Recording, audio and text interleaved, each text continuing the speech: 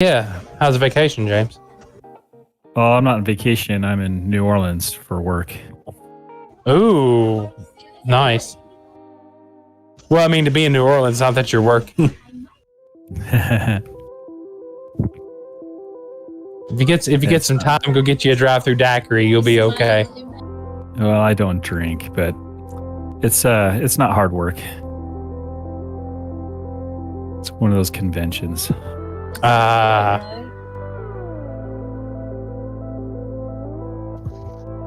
you enjoying that humidity? I was about to say, yeah, it's probably hot as balls down there. Yes, I mean, it's hot in Virginia too. So it's not bad. That's fair. Found out today at the doctor, the neurologist sit there and looked at me and said, yeah, you're disabled. You're not going back to work. We're going to figure out what the hell's going on with you. And that was the gist of our conversation. Uh-oh. Yeah. I have to go get another scan of my back from my thoracic up through my neck and a CT scan of my brain. Oh. None of that sounds good. No, but if we can figure out what's going on with me, the better. To try to get me, depending on whatever it could be, and to get me healthier to where I can live a comfortable, not walking like dragging my feet life, I'll be okay. Yeah, no kidding. To be 33 and I can hardly walk without a cane and I drag my feet, yeah, it's not good. But I pray for better days. So that's why I'm going to see the specialists and the doctors and everything. So hopefully I will get better and get back to work or figure out how this is going to happen. You're just going to have to change your career. You have to probably do a job from home. Probably so.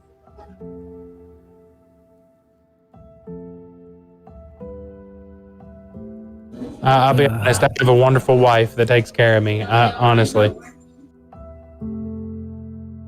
I mean, I'm still able to do stuff. Don't get me wrong. I'm still able to get up and do things, but it helps to have her help me, get dressed, stuff like that. It's pretty much to put my socks and shoes on because literally it's hard for me to bend down and, it's. I've been there. But hopefully I get better. Hopefully we figure out what's going on.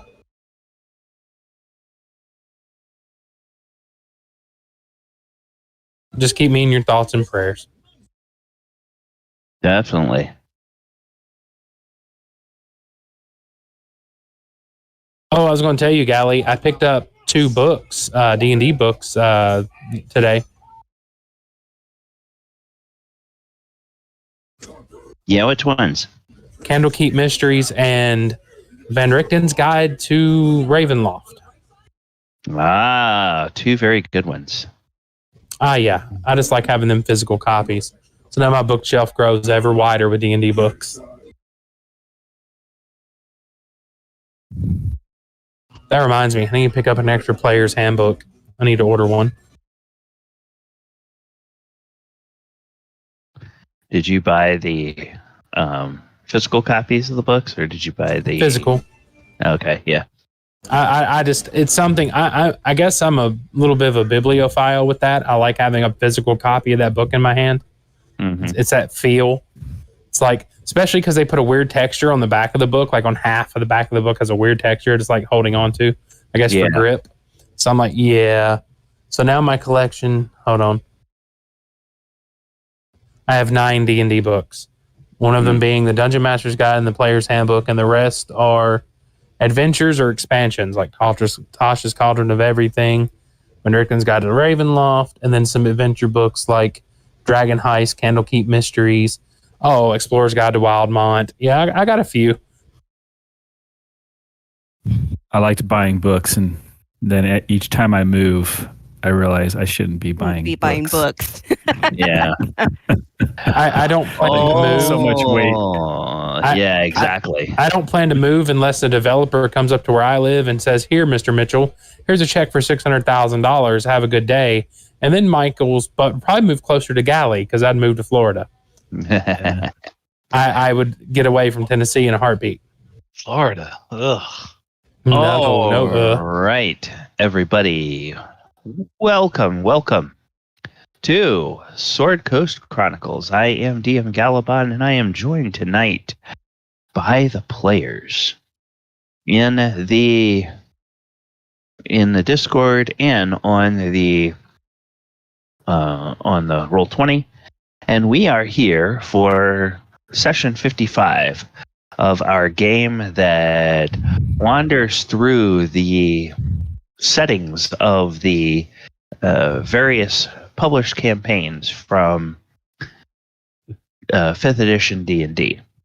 Now, last time, the party had discovered or had started exploring the castle with their bronze dragon ally, Felagos. And Felagos had decided when they found 5 sleeping cloud giants that he was going to breathe on them. And after breathing twice and lightning and thunder reverberating around in this room, well, the party at the end of the last session, they heard alarm bells. And that was the end of the round last session. And so now we are still in the middle of the fight. We have over on the right here, we have a wall of fire that is blocking this arrow slit, so that these 3 giants with the angel wings have gone into their misty form, and they are going to try to get out of the, or at least people think they're going to try to get out of the castle through that area, but of course they will still take damage from the fire. This other one over here, we don't know. One of the giants is down, and one of the giants is in the face of the dragon, still fighting it. And we will see how long that lasts. But the next thing that we need to do is turn it over to our party, because Thaldor, you are now up. Gotcha. All right, so I'm going to move 30 feet. Coming into the room, 5, 10, 15, 20, 25, 30. So I can look over that dead giant's body. And I'm going to take a pot shot with my crossbow. Okay. Not like that, I ain't.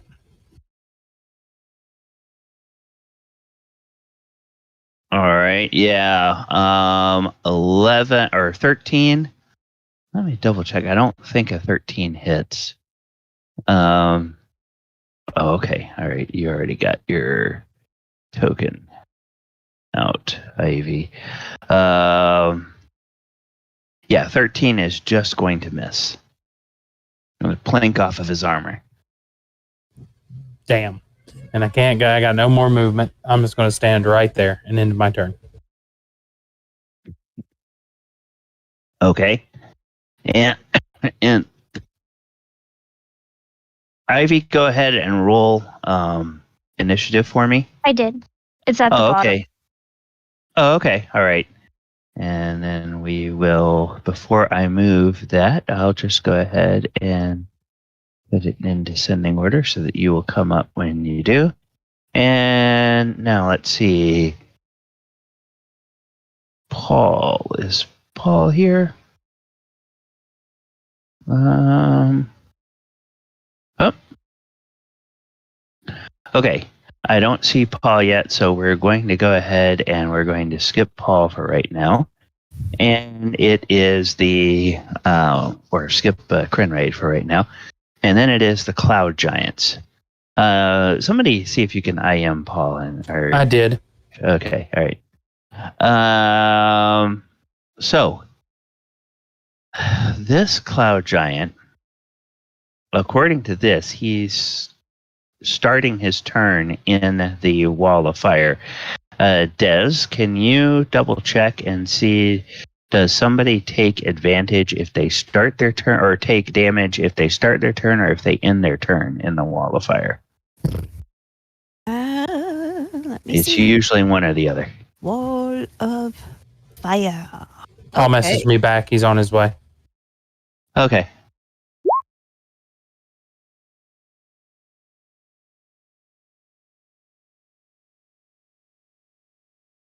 Put up the description.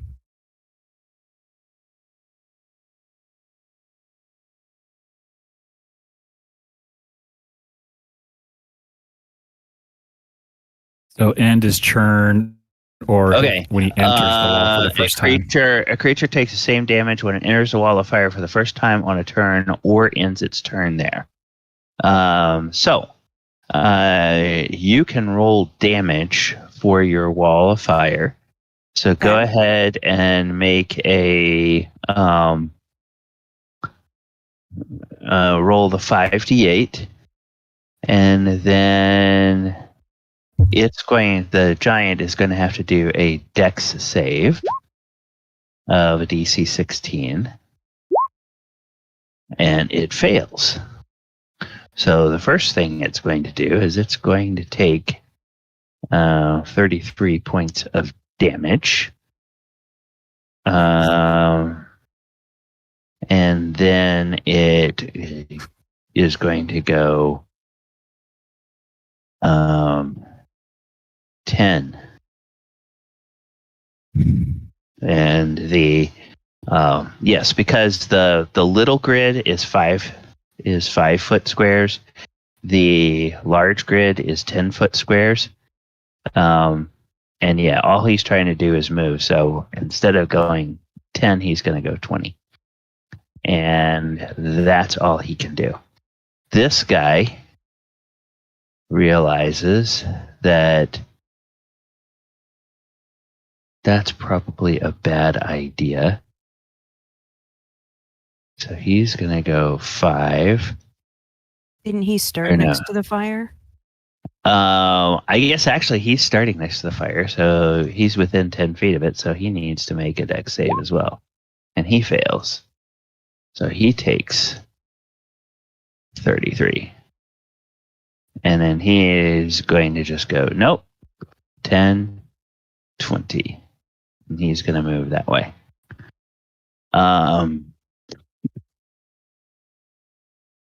This guy is going to go 10, 20. And then this guy is going to attack the dragon. And he is going to attack with his Morning Star twice. So AC 28 and an AC 28. So let me just make sure he doesn't have... Nope. He will take all of that, so 42 damage. And the dragon takes 42 damage, and the dragon grunts, and a few scales fall off, and the giant in front of it just sort of gives a maniacal grin. And then in another part of the castle that the players do not see at the moment, there's 10, 20, 30, 40, 50, 60, 70, 80. 10, 20, 30, 40, 50, 60, 70, 80. I'm 10, scared. 20, 30, 40. Oh, well, and perhaps you should be. That's 50. And then, okay, so 50, 60, 70, 80. And then let's go back up here. 10, 20, 30, 40, 50, 60, 70, 80. All right. So, those of you who are in this room over here, in this combat, you can't see anything that's going on. There's nothing to worry about at all. Everything's fine. It's all fine. All right. And Paul. Hello. Welcome. Thank you.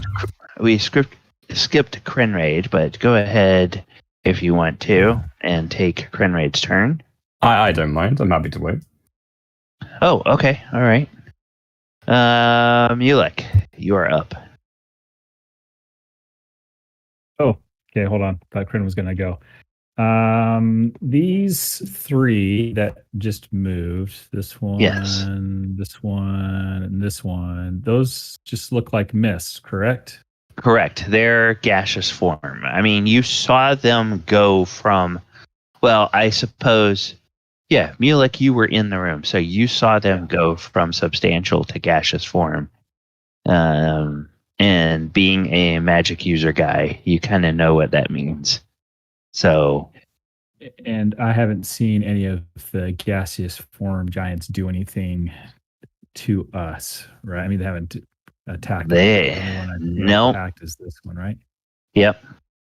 Well, this guy who's dead was attacking until Krenraid, got a hold of him with his very large hammer. But he was never gas. He was in correct form. All right. So not really sure what's going to happen. So I'll command IG to kind of move up to this gaseous form, 5, 10, 15. And I'm going to just command him to swipe at this one with his fist to see if he can't get any purchase on this giant in the gaseous form. So let me do the fist attack and see if it does anything.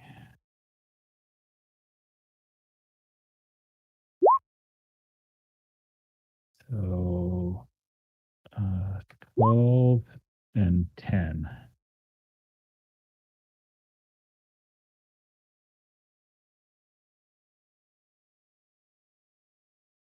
Can you guys hear me? Mm-hmm. Did we lose Galabon? I don't know. You're on mute. No, I was on mute.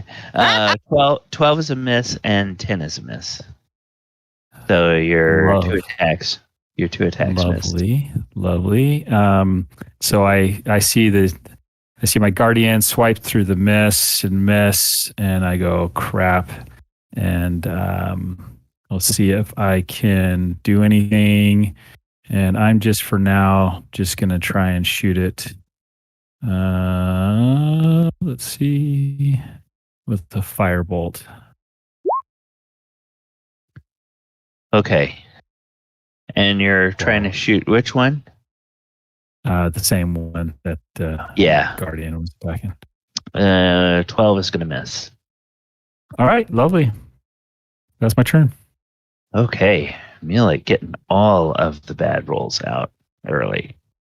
All right, Des. Yes. All right. So I'm going to continue concentration on the wall of fire because I want to try to make sure that they don't escape.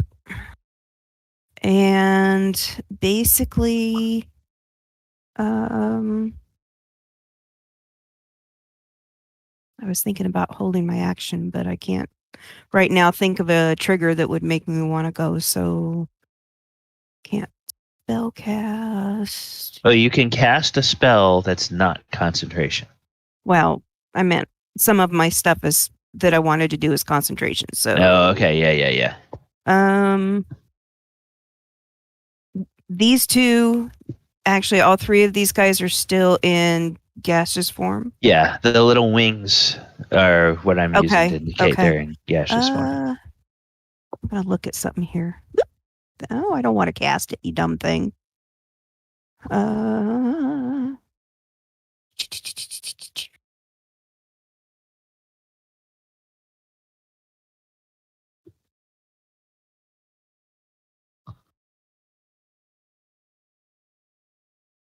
I apologize. That's a concentration. That's concentration. God bless America. Welcome That's to Druid. concentration.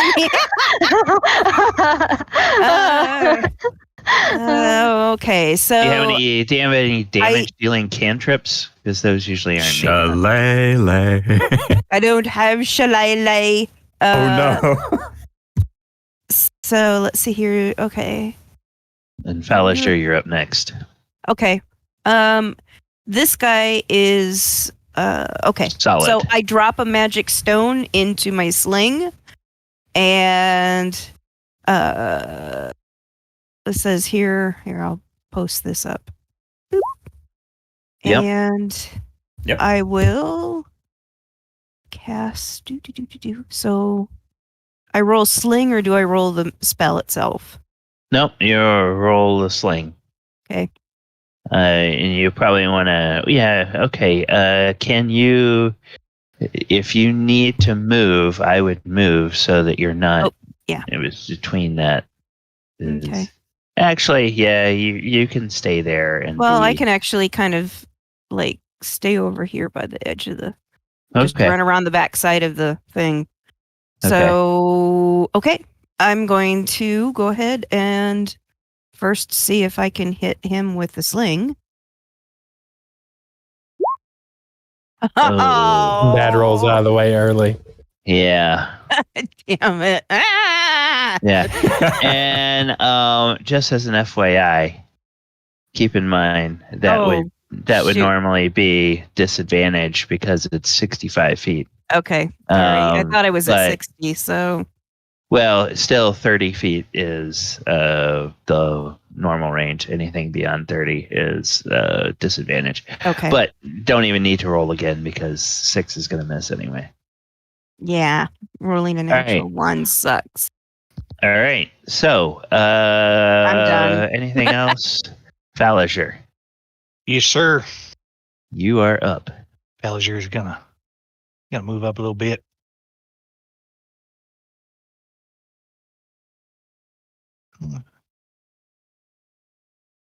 And then he'll just, why not? If it ain't broke, don't fix it. I will cast Guiding Bolt 3rd level.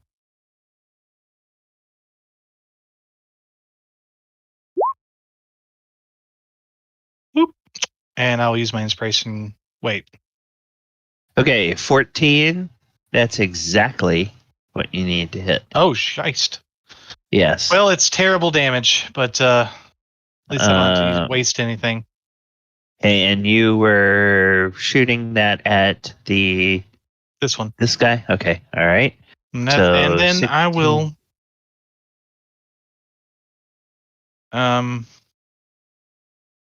these guys are trying to run, so I'm gonna give the dragon some inspirational words. I've never fought with a dragon before, but you're pretty awesome. And yeah, so he gets inspiration. Okay, so he gets bardic inspiration. Yeah. Okay. Pretty terrible one, but he got it. I guess it's better than bardic perspiration. Depends what you're Alright. into. Oh. This is Wow. true. This is true. Hey, we don't Um, give a shame here. All right. So that is that. Anything else, Falliger? No, that's gonna be it. Bell. Hi. All right. So now, remember the scale of this thing. The large squares are 10 feet, and the small squares are 5. So Actual size. Yes. yeah. By any chance, does Belle hear anything out of the that's not this way? Yes. You hear the pounding of gigantic boots above you, sounding like they are running downstairs. Gotcha. Belle will use her full movement, and she will use one of her racial traits, which is feline agility, which will let me run a second of my movement speed at 30. So 60 feet. Okay. All the way over here and says, I was definitely just playing lookout. I was not playing hooky. And as anyone can tell, she has a sheer panic, and she's been looking pretty worried since the dragon has been working with them still.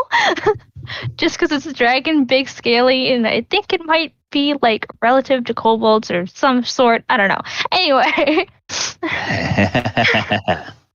Okay. All right. We have friends. We have friends. Do I call it glitter bomb? She kind of like claps her hands excitedly, and then she casts fairy fire on the 2 giants that are closest to her, which is a 20 range speed. Okay. Not correct sentences, but yes. Yep. You can get these guys. So I'm gonna go ahead and put the we'll put this outline on them. So now these guys, you have advantage to hit these guys. They have to make a dex saving throw first. Oh, they have to make a dex saving throw, and your dex save is 15. So let me do that. Dex save the first is a failure. Dex save the second is a failure. So they both fail. All right. And she's kind of panting. She says, give me a moment. And by the way, we might have friends coming shortly.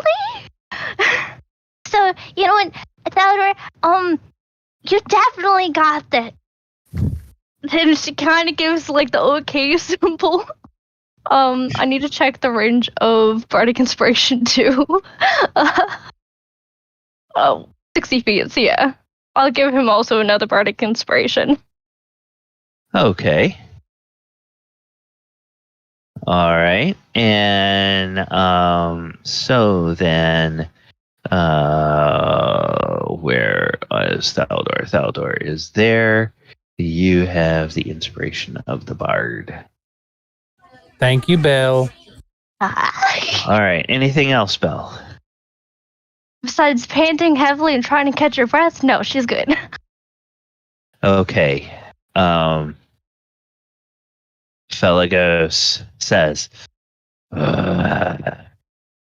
Giant, I am going to enjoy devouring you and your family.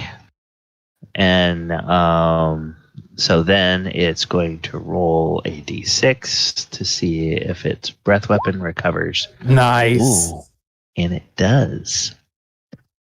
And then it is going to simply, I think, move there. and see see if it can get. Yeah, it can get there. It's 5 feet wide, so that won't touch Thaldor, but it'll get those 3. Nice. So Yeah. all right. So then he will use his breath weapon, lightning breath. Okay, 12d10. Oh, okay, because it doesn't give you. It doesn't give you a separate entry for either one. So, 12d10. Boom. Ooh. 55 points of damage.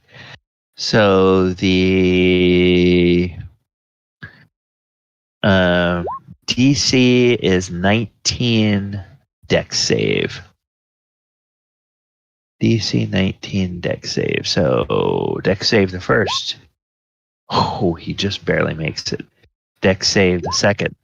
Fails. Dex save the third. Fails. So this guy, instead of taking 55, he takes 20.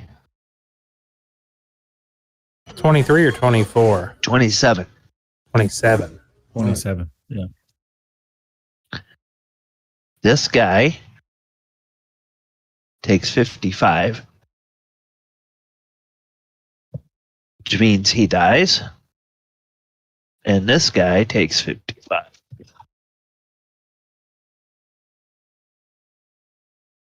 Ouch. Through her little pants, she'll giggle and say, "Look, my sparkles did something." She kind of laughs at herself, kind of. Things up on the table going, meh. Thador just bends back as he watches the lightning arc across him. He just bends down. He's like, ooh, pretty.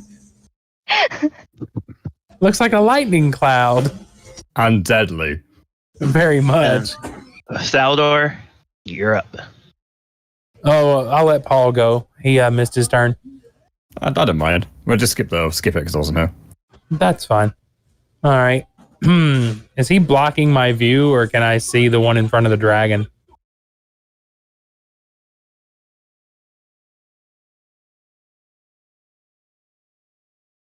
Yeah, yeah. I should be able to shoot around him. We'll shoot the one in front of the dragon again. And that 20. Yes. That will work. There we go. And all the sneak. Yes.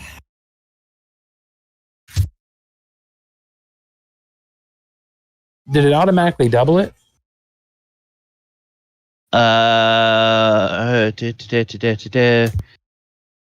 Max Yes. rolls by default. Sneak attack damage. Oh, sneak attack Piercing critical is damage. 8, Yeah, yeah. okay. Piercing is 8, sneak attack critical. So yes, 32. Ooh. Or Yeah, with sneak attack would put it at 32. yeah. Okay. So, you are or let me ask you this question. How would you like to kill this giant? Nice. As he's facing the dragon and acting like he's going to hit the dragon, I aim just right below the back of his head, in between his neck, and I go right between the vertebrae and watch the arrow go in, or the crossbow bolt fly in. It's probably not big enough to go all the way through his neck, but as fast as it was probably going, it might have, and you just see a little hole come right out of his neck and watch him drop to the ground. Okay. That he does. And the dragon will say, "Well done, little one." Thank you, sir. And now Theodore's going to run. If I pick my character up, 5, 10, 15, 20, 25 feet. I'm going to try to hide behind the bed. And end my turn. Okay. All right. 22. Crenraid. Go ahead. I huff and I puff, and Mr. Cloud Giant needs to go. So I'm gonna go over here, as he's the one I can reach, and smackaroo. Okay. And I believe it's going to be a straight roll. So the maul has silver on it, so it should theoretically work. I will make this a reckless. We are already raging. It's because it's fairy fire, you will get advantage on the attack. Oh, okay, so I don't need to reckless. But isn't it going to be a straight roll because it's in its misty form or whatever it's called? No, the misty form affects the damage it takes, doesn't affect how hard it is to hit. Okay. I mean, even if I was using a normal weapon, Cranberry would have hit him like this anyway. Yeah. 16, and then let me just double check. Yep. Because target has resistance to non-magical damage. So it's going to take So it'll take 6 bludgeoning, and it'll take 6 from the first attack from the zealot. The first bludgeoning attack is magical. Oh, okay. So it'll take 18. Mm-hmm. All right. This one is now no longer magical. Okay. Which will be the second attack. That's not right. There we go. Does it still have advantage from Fairy Fire? I think it stacks, doesn't it? Yeah. Well, yeah. It's as long as the Fairy Fire is on there, you can have advantage. Oh, that'll do it. Oh, should have made it a great weapon. Right. Okay, so 15 and 7, that's 22. Half of that is 11. Krenraid, how do you want to kill this giant?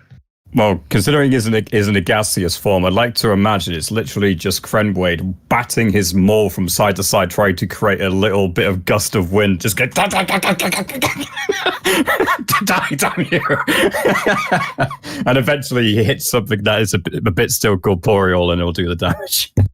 Yep, it does. It obliges you, and it falls over, and it dies. Now, these things, when they die, they do return to their corporeal form. So, I was going to say, do we just see a big, he hits in the cloud, next thing you know, it drops a giant? He's like, pow, giant body hits the floor. Yeah, kind of like that. That's kind of what happens. Hey, that cloud gave birth to a giant. Never knew that could happen. And then the cloud just dissipates. Okay. Anything else, Krenraid? I'm going to start, seeing as he's now dead, just going to go ahead and inch underneath the IG, go my full distance, and past 10. Okay. All right. Then the cloud giant. Let's see here.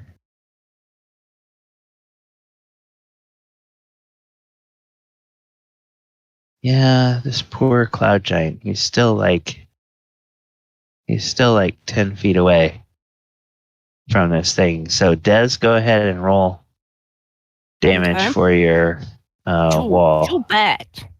I like rolling damage. Just hope I don't roll a 1.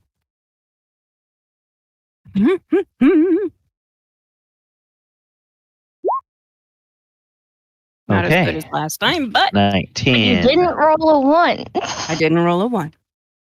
All right. So, and then it will move 10, 20. And then all of you are now going to be able to hear all of you are going to be able to hear calls and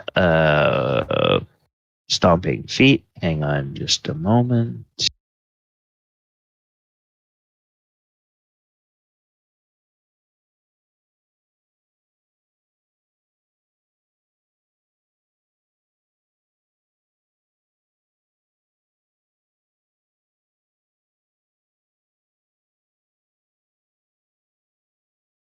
He went back on mute. Gally, you're on mute again. He might be coughing. So. Yeah, I know. Oopsie. You okay, All Gabby? right. Yeah, I'm fighting a little cold, so. Ah. All right, so these two guys, 10, 20, 30, and then that guy ahead of them. So we're going to copy those two. And then go back to this layer.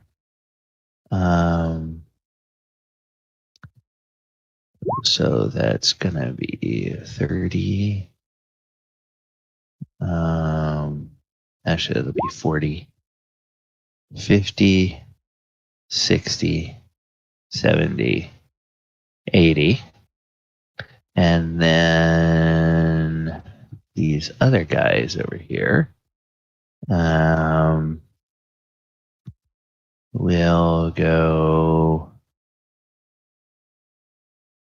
5, 10, 15, 20. 5, 10, 15, 20. Okay, so there's going to be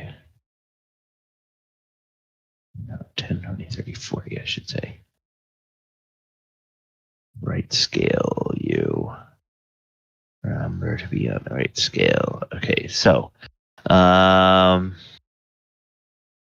they will appear here. 10, 20, 30, 40, 50, 60, 70, 80.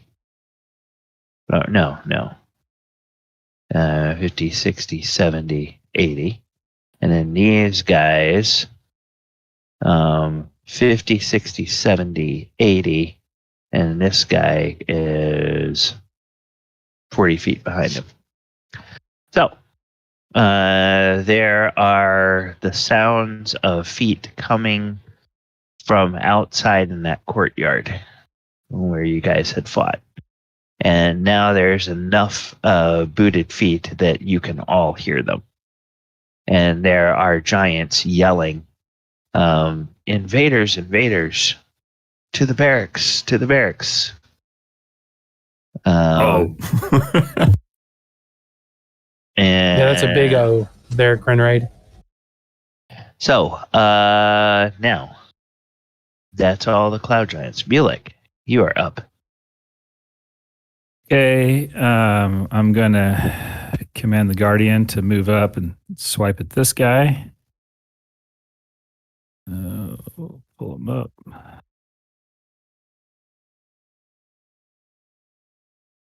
Take 2 fist attacks.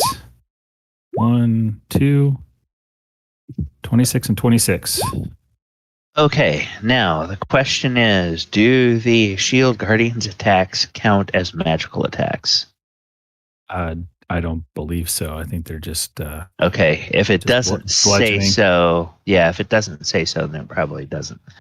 Yeah, it just says So 2 then- fist attacks. All right. So then it will take total of 8 damage. Takes half And damage from each then- attack. And while it's doing that, I'll clench my fist and cast Toll the Dead on it. Ooh. And DC 16 Wisdom save.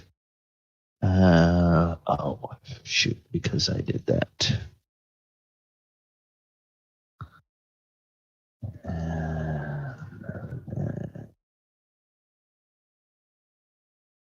Wisdom save 14. That fails. So a total of 16 points of damage. No, just the 12.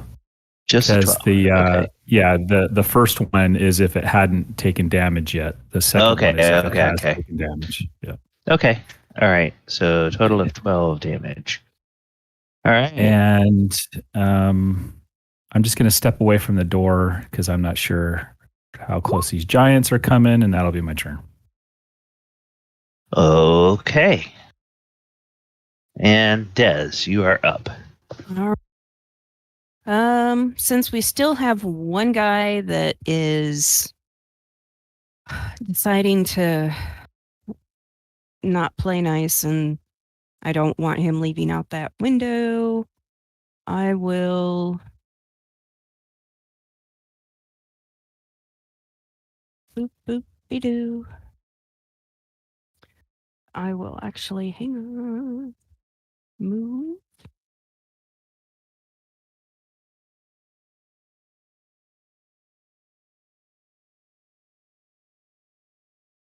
Switching back and forth.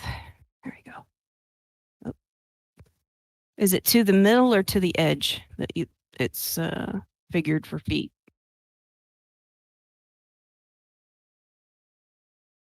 Hello? I'm sorry, I don't understand your question. Okay, like if you're measuring, is it like right up to the edge of the character token, or is it you have to go to the middle of the token to figure out up to the edge of the token. Okay, especially sorry. with large creatures. Yeah. Okay. So I will try the sling one more time. Okay.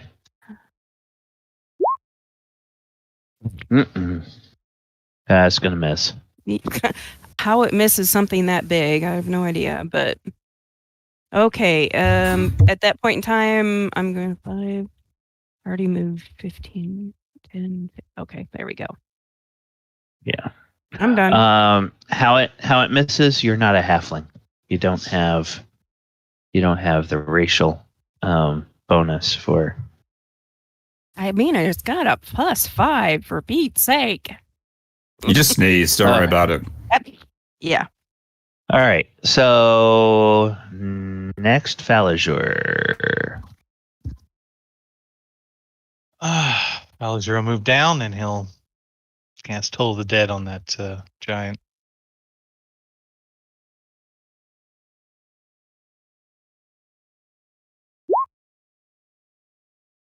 DC 14 Wisdom save. It's a failure. 12. Okay. He takes that. Anything else? Damage. No, that's it. Okay. Belle, you are up. After catching her breath for a bit, she'll kind of say, "You guys good in there? I think you guys can do one, right? Yeah, probably, right? No? Maybe? Hey, you guys got it." She We'll doesn't be hear anyone. fine. Okay, good. And she kind of moves 30 feet back to the other door. I have to find out where, though. Yeah, that place will do. And she will hold an action for the first person that she sees to come close to, like, go into that hallway. She'll cast Confusion. Okay. All right. And that's the end of your turn? Yes. All right. So then the dragon comes up. Now, dragon is going to double check and see if his breath weapon recharges. It does not. But he moves up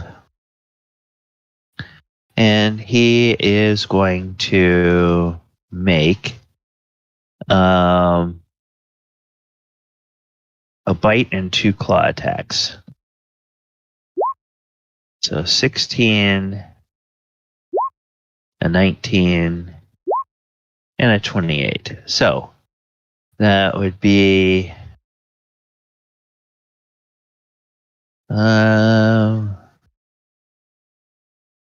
doesn't count as magical attacks. So first it takes 7. And then from the first claw, it takes 6.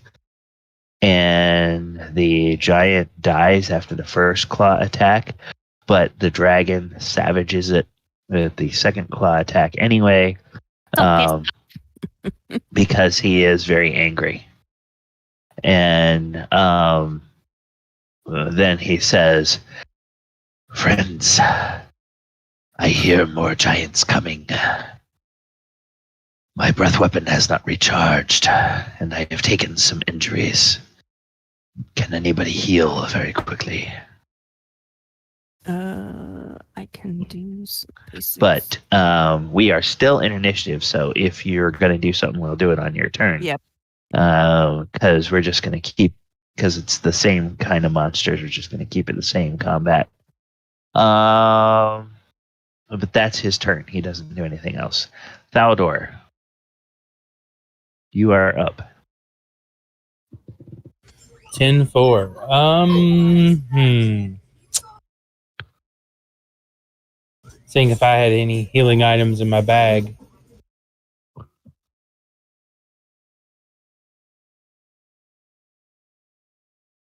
I'll tell you this, I don't, but I tell you this, I tell everybody, next time we hit up a town, we need to buy some potions. I'm not light on gold, but I need some healing items.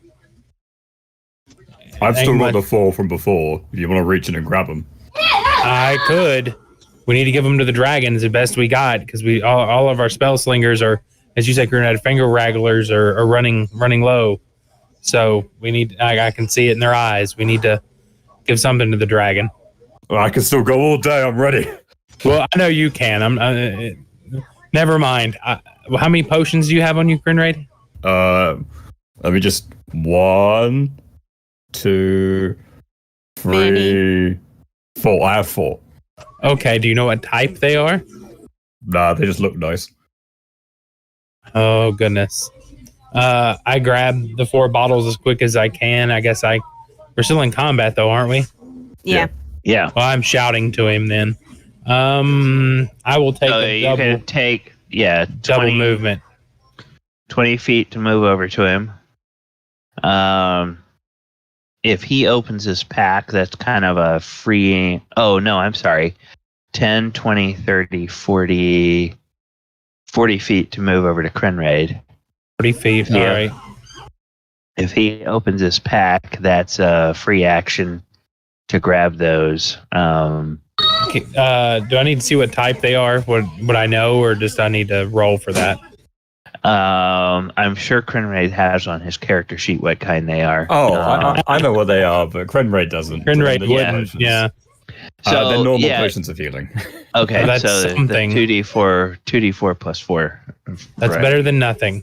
Mm-hmm. I tell. Could you leave me one of those just in case I need it later? Fine. I give him one, and I take the 3. Okay. And I yell at the dragon. I was like, "Hey, I've got these. I don't know if I can get over to you quick enough." Like, do the best you can.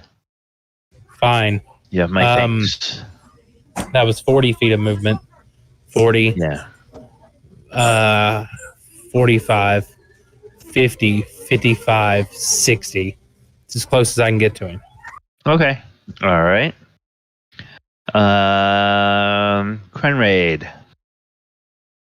You know what? You can You're hear closer, yeah. I could have just made it and given him a potion. Then just grab him from me as you run by. It's like, hey, I can move faster than you. What kind of relay baton passing potion waggling is this? Anyway, so I'm running past Faldor, running through his space rather. Hey, have me one of those. I'm still happy. I hand you all 3 of them. All right, I'm taking off. Whoop. All right, so that is not a dash. That's just my movement. So I can administer a potion as an action, I believe. Yep. Which I do. So it's 1 potion action, I believe.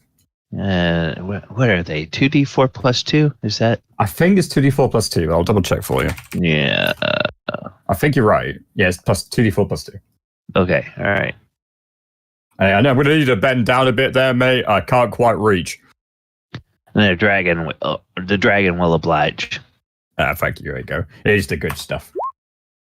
Oh, It's the best we can do. He says it's better than nothing. tastes nice too. All right, pass my turn. Yes. My favorite flavor, cherry red. My rage ends because I have not taken damage or attacked Okay. creature. All right.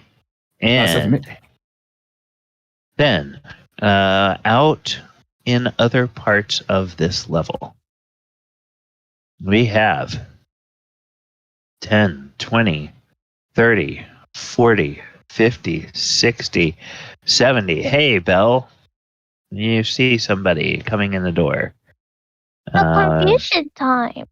But can you move everyone else beforehand? Or is he going to move more? He's got 80 movement, so he's going to move one more before he, that's his thing. So, and that's a double movement for him, so he's not able to do anything this round anyway, but you can still hit him with a spell if you want to. So they're moving one by one, not all together?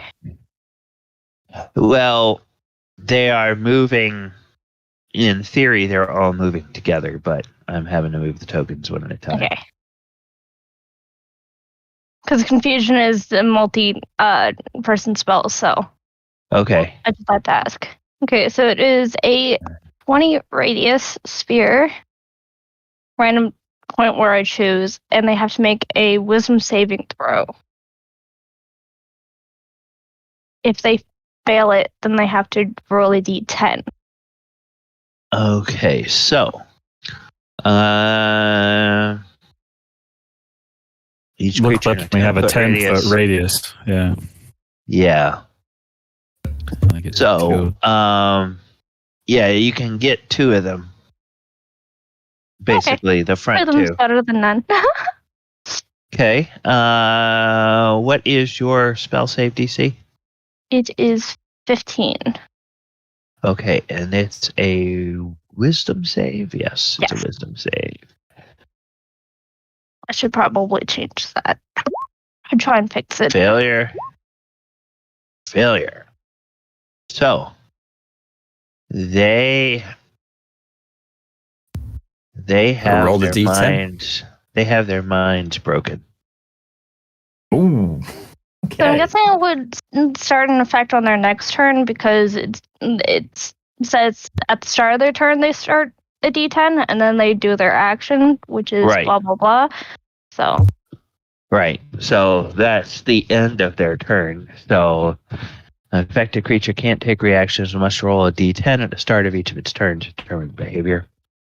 Okay. and just for a little bit of flair, as she casts confusion, they get kind of overwhelmed with the spell. They can tell like little tiny bell shapes form in their eyes. Nice. Okay. So basically that's all they can do. And you can hear that there are more feet coming behind these three. Or behind the three that you can see in the hallway. Mulek. Okay, Mulek's gonna command the Guardian to run as far as he can out this door. So he's gonna go 5, 10, 15, 20, 25, 30, 35, 40, 45, 50, 55, 60. And then I'm gonna follow 1, 5, 10, 15, 20, 25, 30. And then I'm thinking to myself, we need more friends to help. And so I am going to reach into my bag of tricks. Aha. And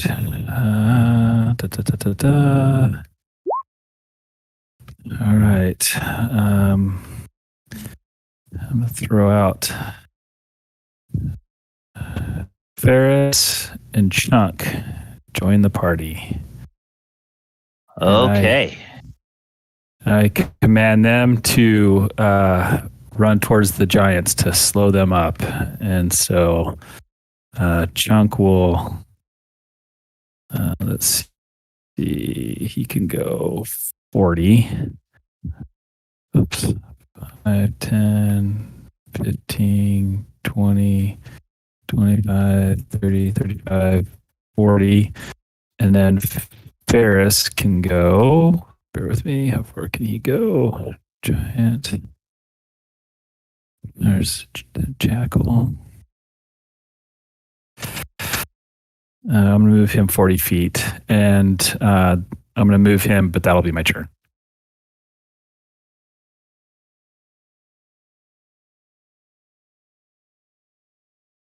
Okay. That's the end of your turn? Yep. All right. Des. Yes. Well, I stopped the concentration now at this point in time. Let the fire go out. Okay. And I look at Falager and kind of look at the trunk and then look back out the door, look at the dragon. What's the plan? Do we have a plan? And Felagos gets a look in his eye and says, "We kill them all. And I take this castle for my own. That is the plan." Well, what I meant was, do we lure them in here or kill them in the other room or... And he looks at you and he says, "There was once a great wise gold dragon called Customatio. And Customatio says, everybody has a plan until they get punched in the nose. We have been punched in the nose. So... And we make a new plan." That's right. Do whatever seems most expedient. Okay. You know your capability is better than I do. Very well. And at this point in time, he basically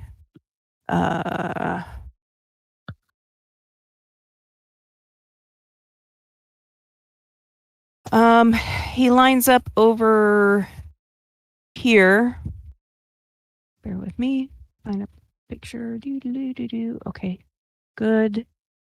And even though I've spoken, I've moved. Well, that I can't hold my action. Okay. I basically am just going to wait on the rest of it. Is there a door handle on this door? I'd imagine it's swung open. A door handle? Yes, the door is swung open. Oh, okay. Well, So, that yeah. won't work because I was going to heat metal on the door handle. So No. Thaldor screams out to Dez. Dez, can you cast that wall of fire again? Yeah. Where do you want it? In front of the door, the one they're coming in. We can bottleneck them. I'm sorry, master tactician here. We can bottleneck them and slow their descent coming into this room. Very well, but so the door is open. Which direction is the door open? Just sorry, Okay. I'm being kind of Okay, it does. How far is it? For your purposes, it doesn't really matter which direction a door is open because it is leading into the hallway. If I think what he's getting at is if you put the wall of fire across here, Yeah. then that just blocks the doorway. And even if you put it in the space where this giant is, it's going to get that giant with damage. Okay. And also going to get everybody else behind that giant with damage. Right. So yeah, you can. I was just worried. I was just wondering if I needed line of sight or. Well, yeah, you need to be able to see this part. Okay, so this door here is open. Yeah, you can see out that way to this door here. So I cast Wall of Fire. Okay. And we'll just do that. Boop. Okay. All right, and we will go here, and then I think I'll do this instead. I'll take this one, and I will go. Whoops. I just thought it was a good idea, Des. And out of character, Thaldor has the master of tactics because he's a mastermind. So that was why I was thinking that in character, like, oh crap, we block the door off with the wall of fire. They all take damage as they come through. True.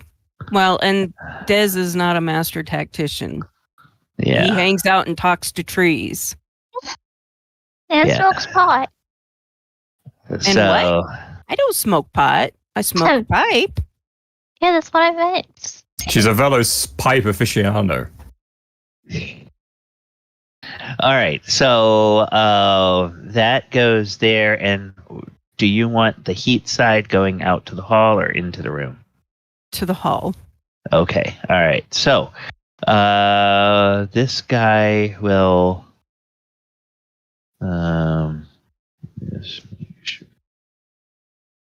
Yeah. Okay. So they both have to make saves. Deck save, right? Deck save 16.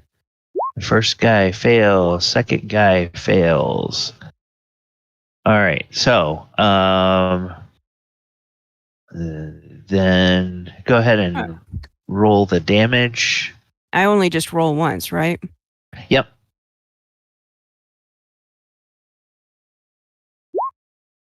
$26.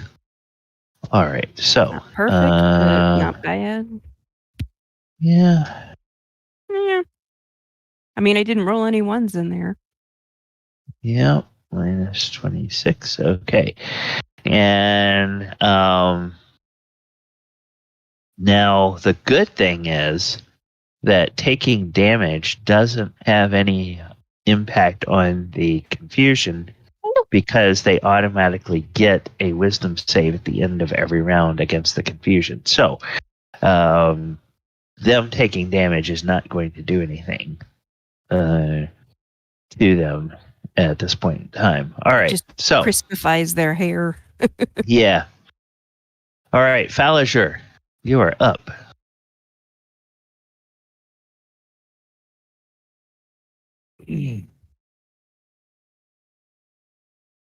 Gonna move over here, Oh, okay. All right. and then that's his turn. Okay. All right. You see the wall of fire there. Oh, okay. Let's see how this is going to go. Bell, big wall of fire springs up right in the middle of that giant there. He is looking. That is one going to be a really hot giant. I heard someone yelling that someone needed heals. Where are they? She'll kind of like point up a finger and twist it around and kind of like look around like, who?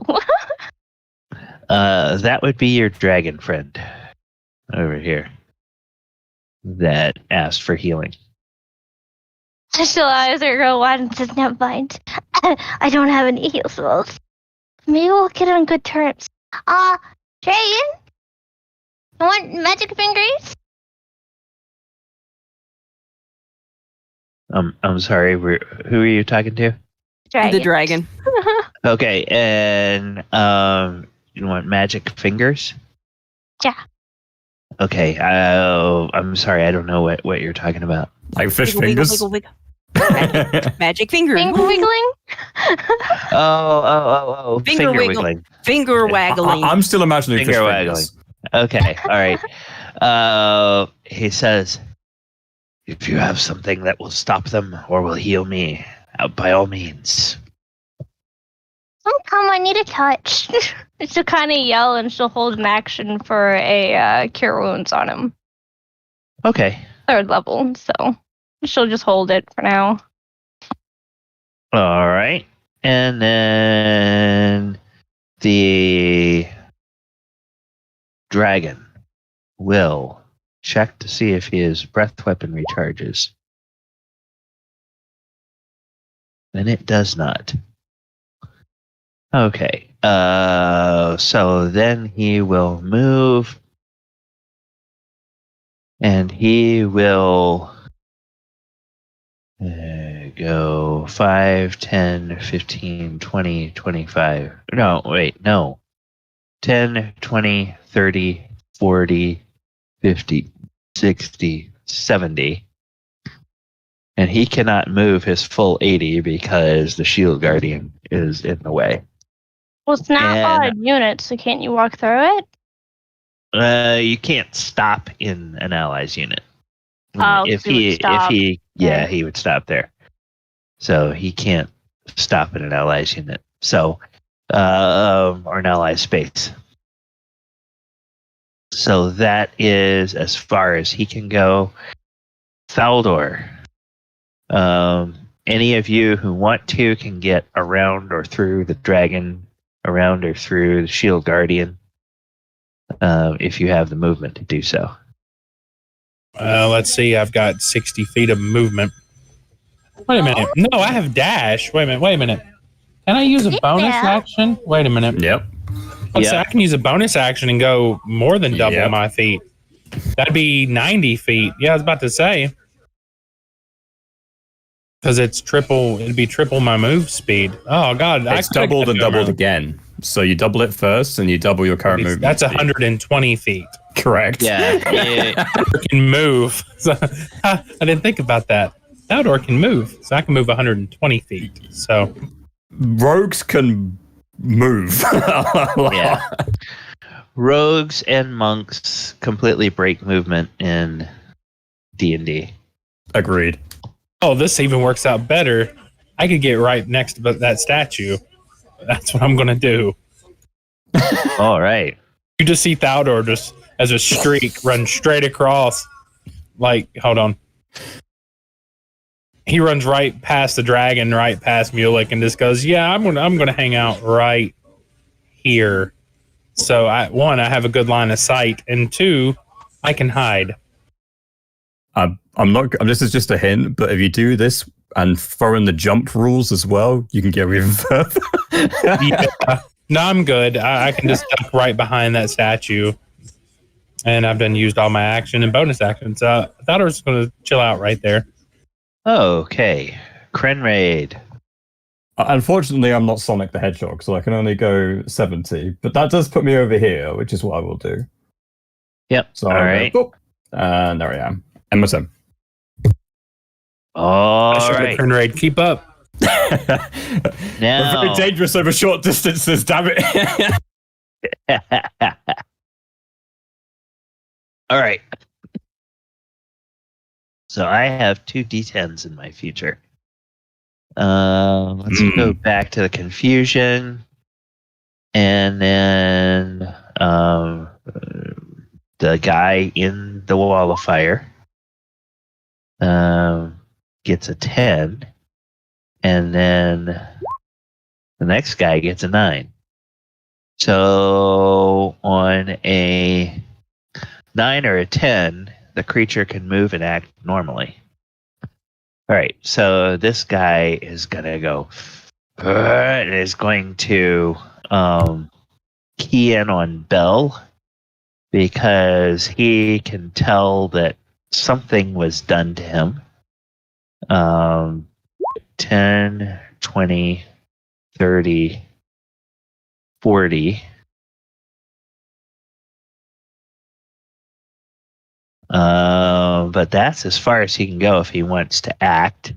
And he will sneer at the animal in front of him. And I think he has 10-foot reach. Yes, he does. So he's going to go ahead and attack with his... Oh, no. He's going to try to pick up the jackal and hurl it at Bell. He's going to use his fling attack. So rude. Jesus. So he... Ferris is small. He's small. Not the dog. Tiny. Yeah, that's exactly what he's trying to do. So Yeah. Quick, smaller- come on, Jack, get out of the way. You gotta get a 20 deck saving throw. Oh, geez. A 20 Pardon me. dex? What? Oh, Yeah, it's the same thing that threw me across the room earlier. okay. So go ahead and Bloody giants. Guess make a just- deck just- save. Just do it. Just hit dex, right? Yeah. Yep. Oh, Oh, the dog is safe, thank God. Somebody's trying to hit Mulek with it? so he I was trying to get the reaches out. jackal. He reaches out and tries to grab it, and the dog just The squirms jackal out of the moved way. Ooh. Jackal squirms out of the way, and the cloud giant just "Arr." And that's his turn. So then this guy also can move and act normally, and he goes, "Ugh!" And he oh wait a minute, Des, roll some damage again. I forgot they both start their turn Roll within 10 feet. damage. Yes, we have no damage. I know We that have make you no happy, Des. damage today. Yay! Damage. Damage coming. Ow! It's better than nothing. I know it's better than nothing. It's just I'm rolling really shitty tonight. But it's also slowing them down a little bit. Yep. Yeah, you get to roll at the end of your turns too.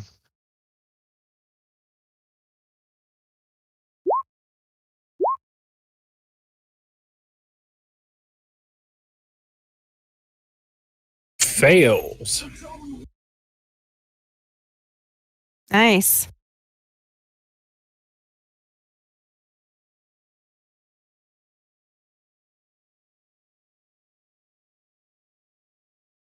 I was going to say, one reason I thought of doing that, Des, was besides the damage you can do with it, is the fact that it does kind of slow them down, but they take damage going into it. Right. So it makes sense, you know. And then if the dragon, when he gets in here on his turn, like gets like right here, boom, boom, boom, you know, he can hit them all. Boom, Yeah. boom, boom, you know. They've Bottleneck. initially taken a little bit of damage to begin with, so Right. We just got to keep our distance. wait till the heavy hitter comes in.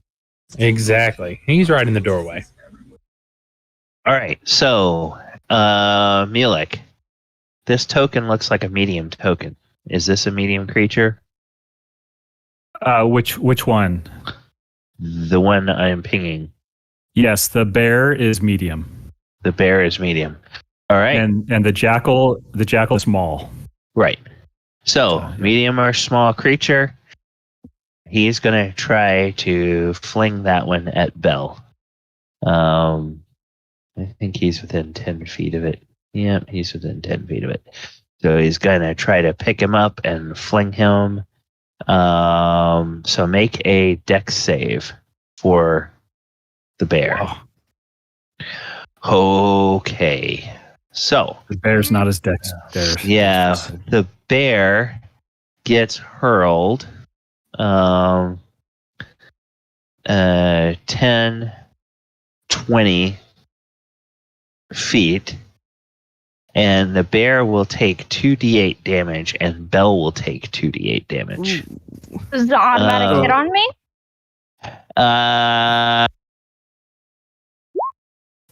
Yeah, in a direction of the giant's choosing. So yeah. Yeah. Yeah, but I saw that happening, and I cast Featherfall on Chunk. All right. So we talked about this last week. It changes the rate of falling. It doesn't change the mass of the object. So it's still going to take.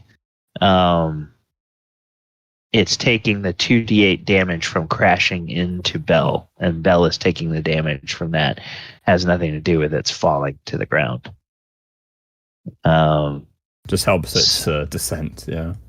Yeah. So basically, if it tried to throw it out an arrow slit and it succeeded, then the feather fall would keep it from dying when it hit the ground. But So it doesn't. it's like a straight line. Yeah, Like he's throwing like a baseball right at Bell. right. I won't cast it then. If I know Okay. it won't do anything. So 2d8. Let's see, 2d8. Both Belle and the bear take 10 damage. Ouch. Okay. Hey, Fluffy, hold my fur. So kind of like try and push it away from her. And the birds is going. "Rrrr." Then this guy will go 10 and will say, wait a second. I can do this and will cast Misty Step. And so he will go 10, 20, 30, or wait, 10, 20, 30. Well, he's still going to take some damage. And how could he do this? Just go. Yeah, you could have moved 10 here. feet He could go away, here, yeah. and then okay, all right. So I'll do that. Being a sentient creature, you think he'd try and avoid the fire. Yeah. All right. So he will Misty Step. That is his action. And then these other guys 10, 20, 30, 40, 50, 60, 70. Misty Step's a 80. bonus action, sorry. Oh, 10, 20, 30, 40, 50, 60, 70, 80. All right. So then he doesn't have any ranged weapons right now. So Can he not throw something? Is that not a thing? if he has a rock, he can throw a rock. But You won't be able to Misty Step because the wall of fire is opaque, which means he can't see through it. In Misty Step, you need to see through the other side. Oh, might be that is a right. good point. I Yeah. think she's right. oh, snap. Oh, yeah. Good look at Ivy growing up. Heat. That you Growing can up, see. man. Yeah. If he can't see it, then yeah. He might Absolutely know what's true. there, but he can't Wall see of it fire physically. used to be my baby. Okay, so Another reason that was a good thing to do, Des. yeah, he'll just grit his teeth. He was back here. 10, Des gets to roll 20. damage. 30. No, she already rolled damage. So it's 19. He has to make a dex save. Because this is all the same round. And he fails, so he takes the 19. All right. And they're not very dexterous, thank God. No, they're not. All right. That is all the giants, except they do have wisdom saves at the end. These two have wisdom saves. And I Against believe it's a 15. Oh, one makes it and the other one fails. So this one here, his mind is no longer broken. And now he's mad at the jackal as well as being mad at Belle. All right, Mulek, you are up. Okay. What am I going to do? Talking about the opaqueness of walls, I've done a lot of research on wall of ice, and it seems like wall of ice could go either way. So how do you want to rule? Do you want to rule that when I cast wall of ice, I can choose whether it's a cloudy ice or a clear ice, or it's one or the other every time? Some Some ice cubes are kind of cloudy, and some ice is you can see through, right, like a glass wall. Right. Okay. So, I want a wall of ice.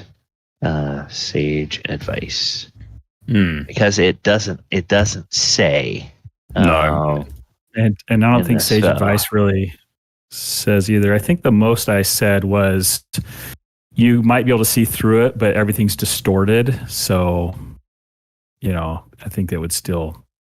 It's probably open to DM interpretation.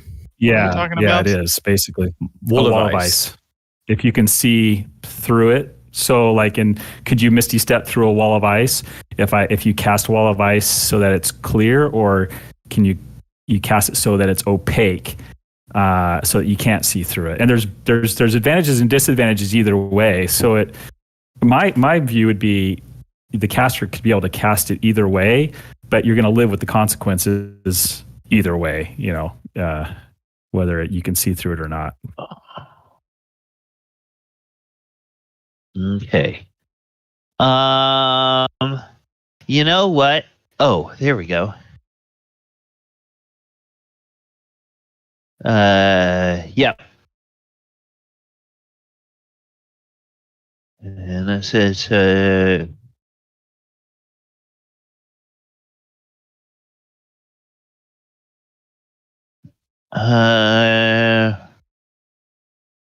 Probably going to be a DM discretion. okay, here we go. Oh, Here we go. There's a question on a Reddit, and there's a few different answers. I'm just looking for one that I like. The best way to I go like about this it. one. Yeah. Transparency can be dependent on caster clarification when cast. So, what I would say is, if you want it to be opaque, it can be opaque, but you have to say it's opaque. If you want it to be clear, Perfect. it can be clear, but you have to say, I want it to be clear. Otherwise, we'll have to roll like a high-low. And if you don't specify, the dice will decide whether it's clear or whether it's opaque. How does that sound? Okay. Yep. Perfect. Nope. Sounds good. All right. I just wanted to I like it. so that I just wanted to understand that before I decide to cast it. All right. I'm going to go ahead and move up here. 5, 10, 15, 20. 5, 10, 15, 20, 25, 30. I guess I could still move 2 more. As I'm moving, I command, that my creatures are going to attack. They're fearless. So Jackal's Ferris is going to try to bite this guy in the ankle. Have his pinky. Nice. 18. Is that hit, I guess? Yes, it does. All right. Oh, whoops. I hit the wrong thing there. Oh, wait, what? Damage. Oh, it's a 0. And So minimum is always 1. Okay, because he actually does have a -1. Okay, so 1. Yeah, minimum damage is always 1 from a successful attack. So 1, 2, 3. Chunk's also gonna go and he's gonna try to bite it and claw at it. okay. Let's see. How does this? Oh, whoops. I guess that just stated it. All right. Bite. Miss. Claw. Miss. Oh, great. Just gave the guy some missiles. Chunk is doing the triple shuffle. And then I'm going to try this. You guys thought you were done with the fire. And I'm going to cast a fireball right Woohoo! here. I was wondering when you're going to do that. Wizard's bread and butter. Right here in the middle to try to Okay. fry all 3 of these guys. I yell at All Crenraid. right. I yell at him and say, hey, look, Crenraid, that's what you call some finger waggling. I like that kind of finger waggling. My finger waggling's doing perfectly fine too. Thank you very much. She'll kind of Not stick out her taking tongue. nothing from you, Belle. But can you do that though? Definitely not. There. See, I see. That's okay. You'll get better. Yeah. I see Daldor and Crenraid is like Gimli and Legolas. Very similar things going on. Yeah, and Mulek's definitely Gandalf. Oh, yeah. Bowser's precisely Aragorn. what he means to with hypnotic pattern. One of those saved. Yeah, so this guy failed and took the full damage. This guy failed and took the full damage. This guy saved and took half damage. So, Boom. Big fireball explodes. And that is my turn. Okay, dokay. All right. Des, Yes. go ahead. Oh, come on. And wall of fire. Okay. Nobody's in range, so nobody's okay. going to take damage from that this turn. Okay. Is that what you want me to roll? No, I want you to take your turn. I was like, what? Okay, so I'm gonna continue to concentrate on the fire. And then at this point in time,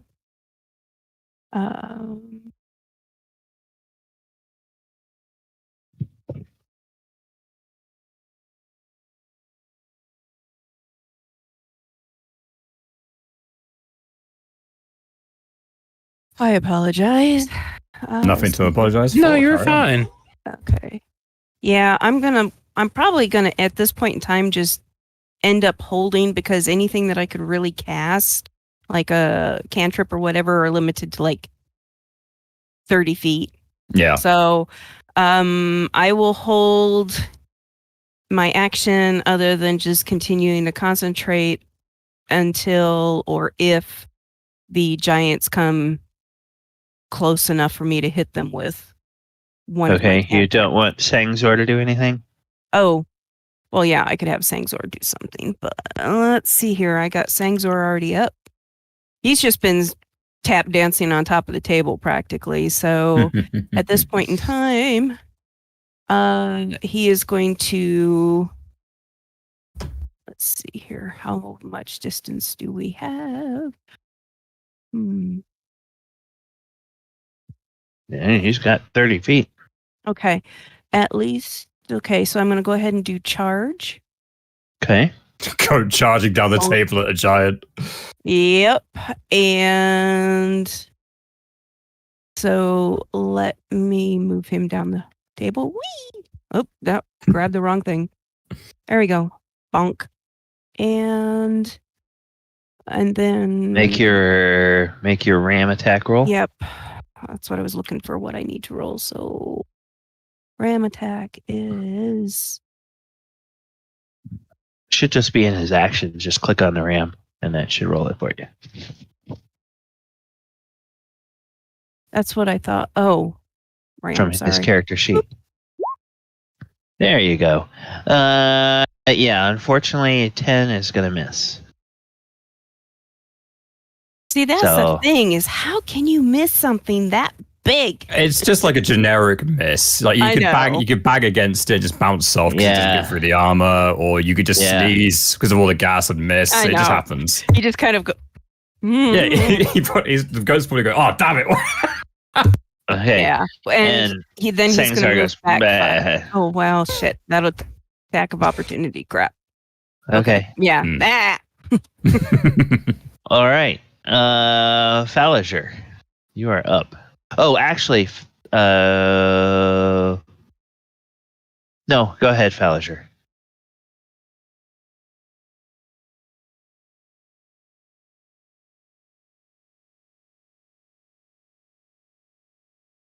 After this round, we're going to take our break. Balzer's going to hold an action to cast a spell. Okay. And the trigger is he's going to wait for this guy to run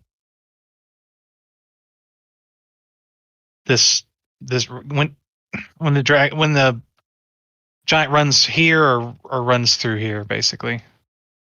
Okay, is If it it you're doesn't do trying? that, You're then- trying for all of them to get closer together. Is that what your aim is, or That's my aim. If it doesn't happen, Okay. then it's fine. okay? All right, It's my turn. all right. Belle. She was fully prepared for the dragon to be right next to her at this point. She was kind of like, what? Fine, I guess I'll walk.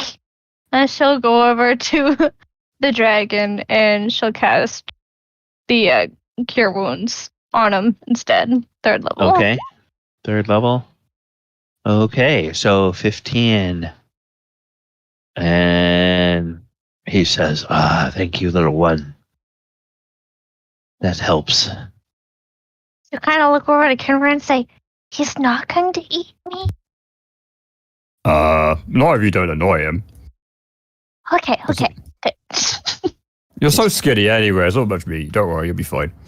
And he looks down at you and he says, healing me is a good way to keep me from eating you. Also, She terrifiedly just stick up her thumb and smile like, ha ha ha. And then Felagos will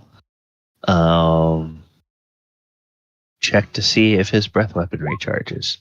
And it does not. Well, you had to know that He was has coming bardic because, inspiration. that won't work on that because it's a D6. The recharge is a D6 roll. Yeah, it'd be funny if it did. bardic It was a good try. Yeah, just give him a D8. Let him roll that D8. Okay. It's 2 extra chances. Numbers, yeah. All right, Two. so he will move 10, 20, 30,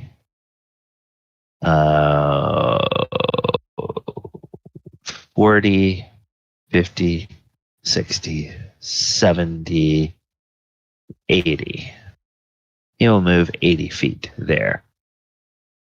And that's all he can do. And that is the end of the round. So we are going to go ahead and we are going to take a break. Viewers, thank you all for hanging out with us this evening. We are going to take our mid-session break. We will be right back after our break. Please go ahead and leave us any questions if you have them during the break.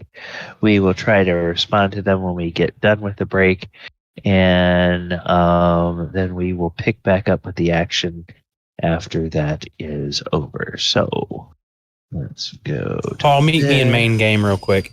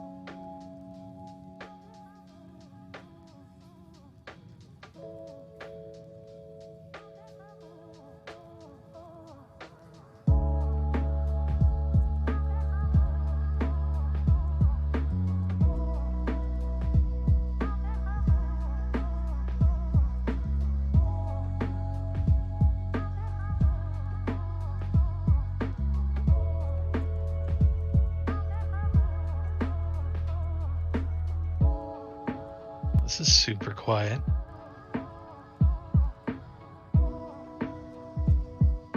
I'm here. Yeah, I think they were calculating the movement wrong. Everywhere I'm because I play a rogue in another game, and there's no way I can move 120 feet.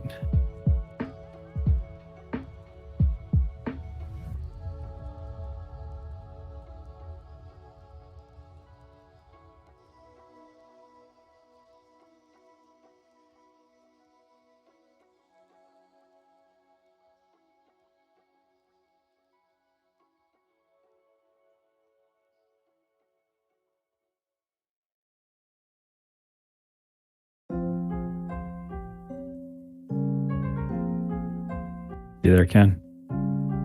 Yes. Oh, yeah. What's your question? Oh no, I was just saying I play a rogue in another game, and there's no way I can move 120 feet. So I think they're wrong on that. I think you can only go 90.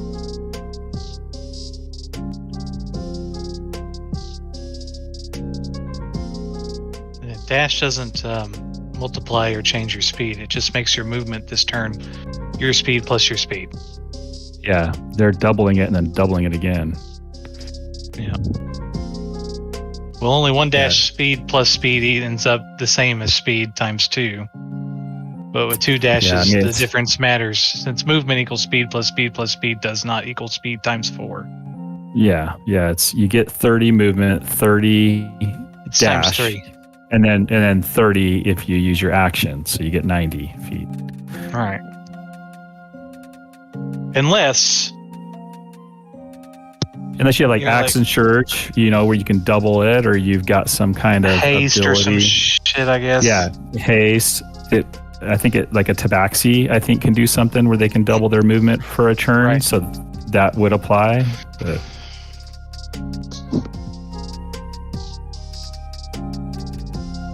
I'm looking up Cape of Montebank.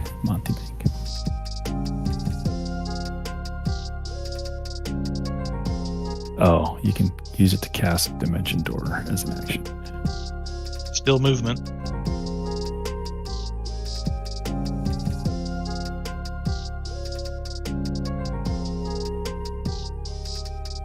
Well, I mean, Dimension Door gives you like 500 feet, so 30 feet doesn't really add a whole lot more, unless you really need the extra 30 feet on top of 500. It's really only valuable for like monks.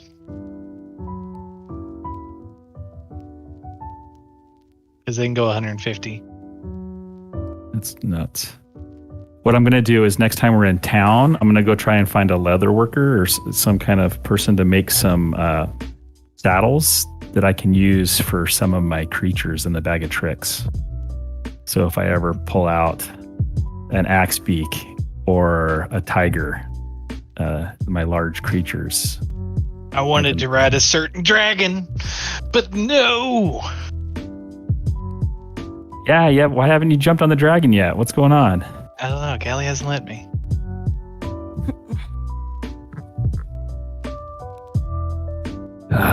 Plus, we're not flying or anything. Yeah, so.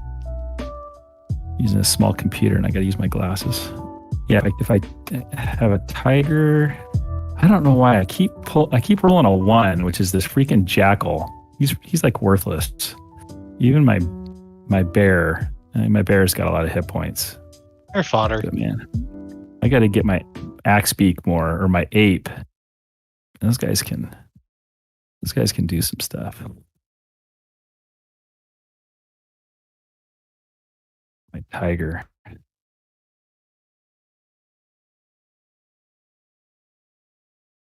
Yeah, I could make a saddle for my hyena. Make a saddle. Well, I'm wondering if I use the same saddle. Mulek. Yeah. There's a long-standing tradition in D&D about making magical items. So you could probably look at based on the CR of the creatures that the Bag of Tricks summons, you could probably look at that and figure out basically what the spell level is for summoning monsters of that CR. If you then made, like, what is that? That's a rare magic item, right? What, the Bag of Tricks is a rare item, right? I think it's a wondrous. No. But it's either common, uncommon, rare, or very rare or legendary. I think it's rare, right? Wondrous is a different category than the rarity. Sure. Bag of Tricks. It's an ordinary bag. It's a uncommon. Wondrous item, uncommon. Okay. Then what you could do is you could research creating a rare version or a very rare version of the Bag of Tricks that would summon slightly more powerful creatures. You'd have to figure out what kind of creatures you would want to summon, and then we'd have to figure out how much gold and how much time you'd have to invest to do that. But that's a possibility. I quite like that. That sounds pretty cool. Upgraded Bag of Tricks. Yeah, and then they just get summoned with a saddle on them. Problem solved, right? Well, that would probably be. This is just conjuration. You would probably have to incorporate something like what was that thing that Galipar always wants in the Sunday game, the military saddle. You'd probably have to put that into the one so that I know why he wants this. It's that magical. I don't think it's a military saddle. It's a magical saddle that you won't fall off of your mount. Yeah, it gives you advantage to remain mounted. It's like any cavalier player or anything else like that. It's 100%. I need this. Yeah. So Mulek could definitely research that. Well, what we were just talking probably before you got on was trying to make some saddles that I could just keep in my bag of holding. So if I got a large creature, I could throw the saddle on it. Oh, you could totally do that, yeah. Oh, yeah, you could totally do that. Yeah. You can ride things, or... All right. Let us go ahead and resume. Thaldor, you are up. Ride Sagzor.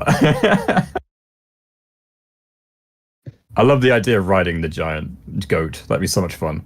Right. Instead of trying to eat him. I'm just going to take a pot shot at the one next to the animals. Goat riders unite. Okay. This guy. All right. I'm 19. Ooh, that will hit. Total damage is 29. And I'm going to tuck myself right back behind that statue and hope he didn't see me. Okay. Playing a game of peekaboo. Peekaboo. Ooh, that's a low roll. 18. Yeah, let's see. All right. So he goes, ow. But he seems distracted by the fact that there is a full-grown dragon there, not far away from him. Fair enough. Yeah. All right, Krenraid, you are up. Screaming into battle. Use my action to dash, get into combat. I'm not going to go there because that'd be stupid. I'm going to go here.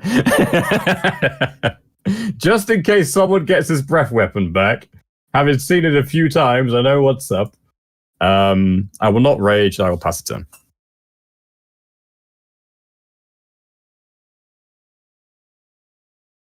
Okay. All right. So next is the Cloud Giants. So the Cloud Giant will look down at the dwarf. We'll look over at the dragon. Oh no. We'll look down at the dwarf. I've done it again. And Let me just open up my sheet right quick. Should have thrown Giant a is javelin at him. is gonna Didn't have try any to left. try to fling the dwarf into the dragon. So I still use a spear. take Right. make a dex save, please. You got it, buddy. Dang. Oh, God. Okay, so 10, 20, bam! You go slamming into the bronze scales of this dragon, and the cloud giant says something biologically obscene about dwarves and dragons, and then Did you we'll understand roll- that? Because I didn't. He says, "Ignore him." You said something about your ancestry. What? So you both take 9 points of damage. Taking 9.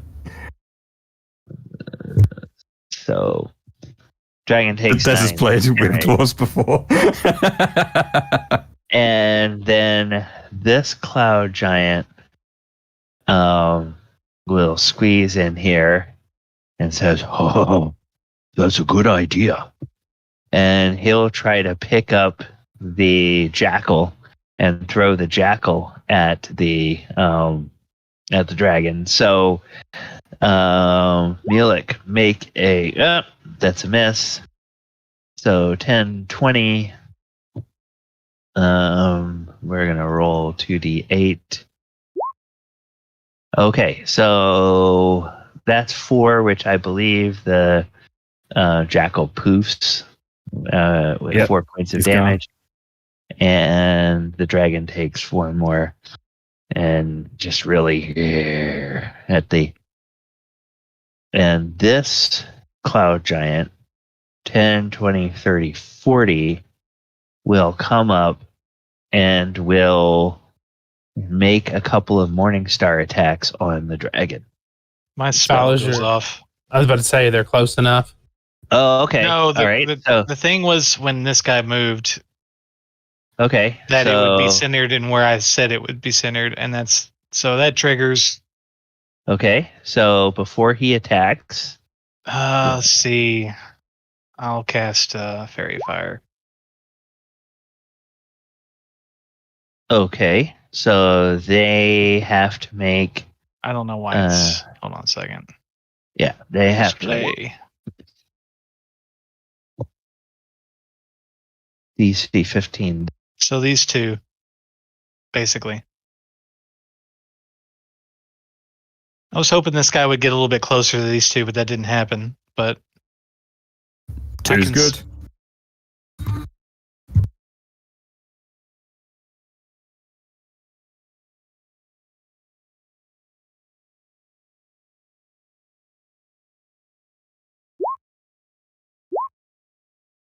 Oh. Natty 1. Ooh, ouch. Did he trip over his own feet? Get scared by the lights. Right. Gallia muted. Probably on purpose, though. and then I'm moving behind this freaking table because There this you thing's go. probably as tall as I am. Yep. It probably taller. is. Yeah. Also, I know it's late because I was kind of zoned out, but doesn't this one right here have to roll a d10 instead of actually take a turn? Oh, actually, he does. He does. Oh, that might. Oh. So There's only -4 damage from the yeah. Yeah. So let's Good. do this, and I'm Bella's sorry, on I the know it's a wall. little bit late.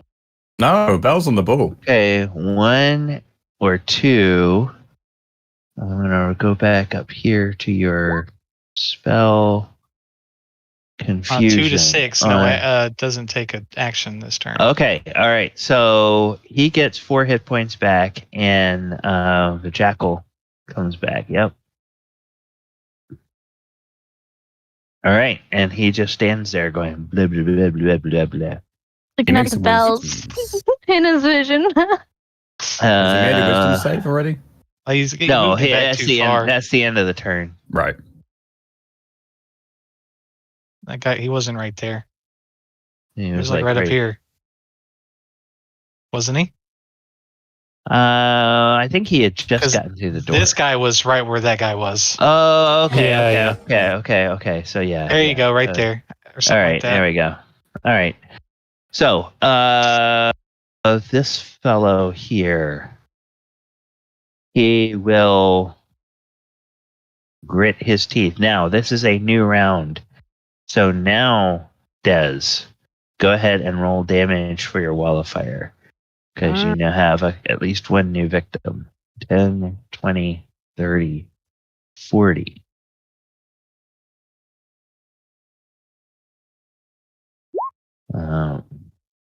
So 22. He makes a DC 16 dex save, which he fails. He takes 22 points of damage. 10, 20, 30, 40, 50, 60. Yeah, okay, I'm not running through there just yet. I'm gonna hang out here. This guy.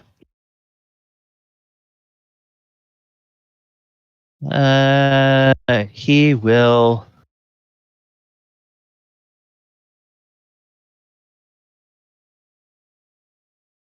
He will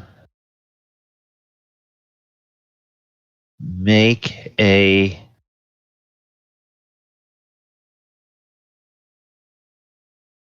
Let me see. What is this?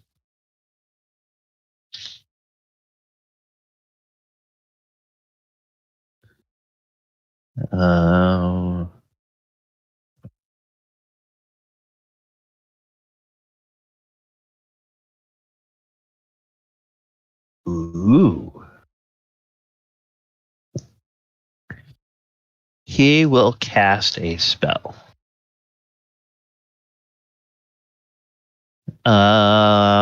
And the spell that he will cast is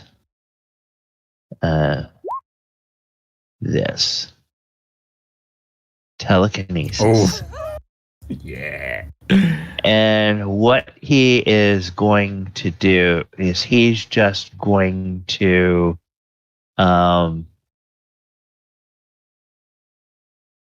take this statue here, has armor on it, and have it topple over onto the dragon. Or try to topple it over onto the dragon. Uh-oh. So I'm going to say that has to make a just a straight DC 20 attack roll, no bonuses. And I think that misses. Yep, that misses. But Thaldor, the statue you were hiding behind just slams down to the floor. And the giant that's over here in the door just looks angry that it didn't fall where he wanted it to. And then at the very end of the turn, this guy makes a dex save or a wisdom save because of the thing. Oh, and he saves out of it. So the confusion is no more. Oh, whoops. No. That's the confusion. Okay, they both still have the thing. All right. Mulek, you are up. Okay. Mulek is going to. All right. First off, I'm going to command Ferris and Chunk to go ahead and annoy this giant. Let me bring up Ferris.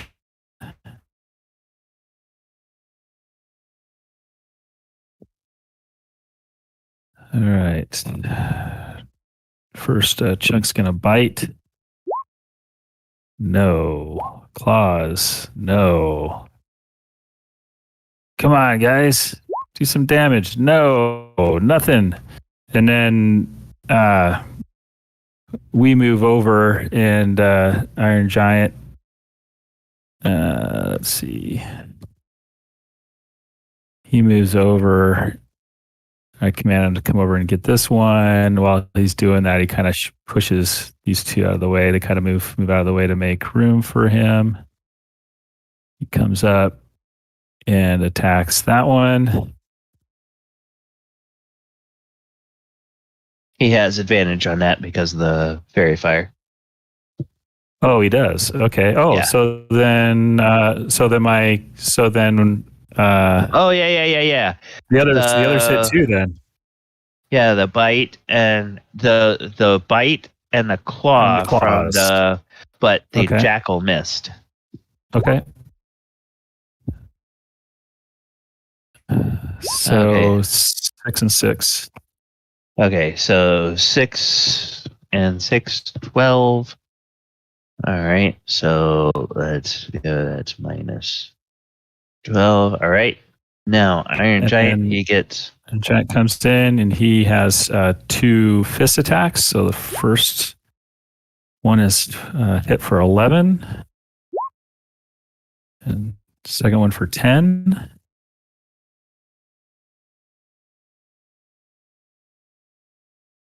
Boom, boom. And then I come in right here. Next. Actually, I don't get right next to him. I get right here. I don't want to get within reach of him. They have a 10-foot reach, right? Yes, 10-foot reach. If I screw it. I want to get in position because I'm going to pull out my staff. Well, I'm going to have my staff of frost and I'm going to point it right at this guy through here. And I want to cast Cone of Cold. And that's a 60-foot cone. But it's hard for me to picture. I don't want to hit any of my friends. You have my permission, my friend. Do what you need to do. I should be able to get in to get at least. I want to get these 3 without hitting my other guys. So, however close I need to get to get that done. Whoops. Where did I go? I just lost my token.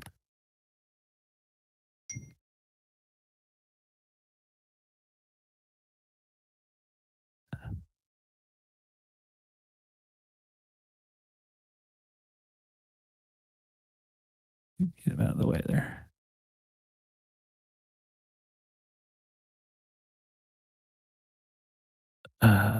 So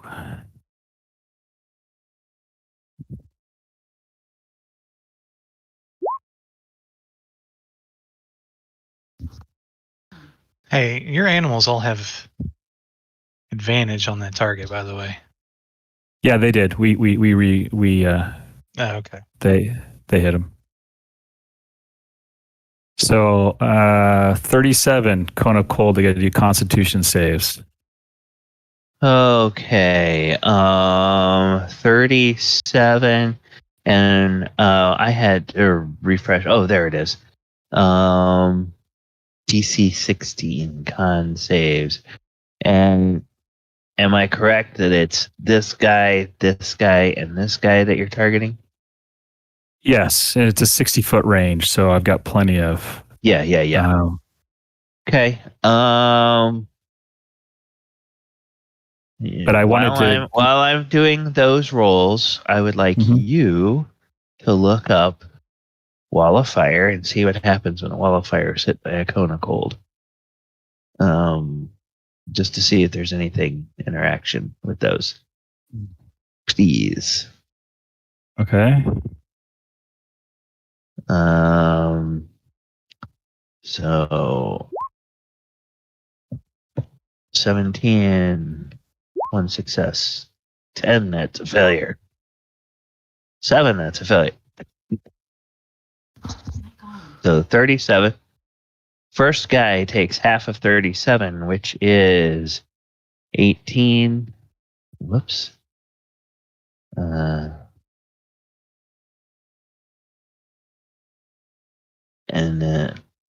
this guy takes 37, and that makes him bloody. And this guy takes 37. Okay, he's not yet bloody. All right.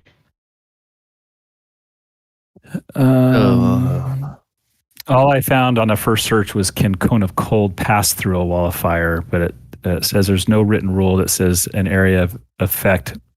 The area of effect magical effects blocks other area of magical effects. Okay. All right.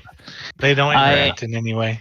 Yeah, I think in some older editions, it's kind of like when continual light and continual darkness would go in the same space. They would cancel each other out. But I didn't know what they said in 5th edition. All right. So let us go ahead. Is there anything else that you're going to do, Mulek? No. Or have you done quite enough?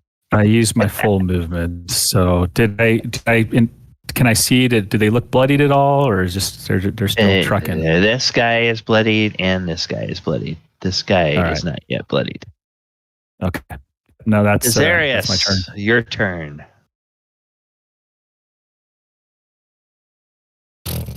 Okay. Let's see here. I'm gonna continue to concentrate. And God, you'd think that I'd be able to figure out some of this crap by now. Decisions. Concentration. How far is this one? Of course, it's 30 feet. Stupid thing. Mm-hmm.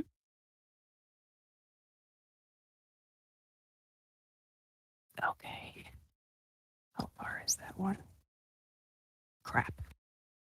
Okay. I am going to go ahead, since I'm the only one left in this room. I go ahead and move my 30 feet up here next to Belle while still concentrating. And then I am going to pull out my sling just for shits and giggles with magic stone and see what happens. And I'm going to be trying to aim for this one here. And this is probably at disadvantage, correct? Because it's no, it's a flat roll because he's in fairy fire, which normally gives you advantage, but your range gives you disadvantage, so they cancel out. Okay, perfect. It's just a flat roll. Yay! All right, so cross your fingers. Let's see here. Ooh. No. Okay, I'll just keep concentrating then. And Sangzor is going to, let's see here. I'm going to have Sangzor back up 20 feet and then charge back. Did you sneeze or say something? I did. Okay. Unfortunately. So he's basically going to launch himself off the table, so to speak, and try to headbutt this guy. And Sangzor, where did you go? You are right there. Let's try ramming this guy. Does that make his AC? Yes, it does. So go ahead and roll the damage from the charge. And I think there's an extra. You got to look at his character sheet. It does some extra damage. DC 13. Okay. Well, yeah, but let's deal the damage first. And then so the damage from just the stone itself, as like from the ram. Oh, sorry, ram. Okay, so from the ram would be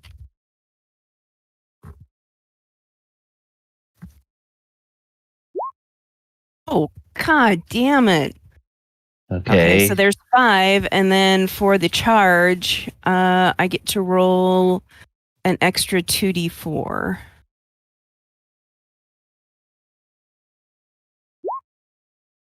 Okay, so 13 points of damage from 13 points of damage from that, and then he has to make a DC 13 strength save.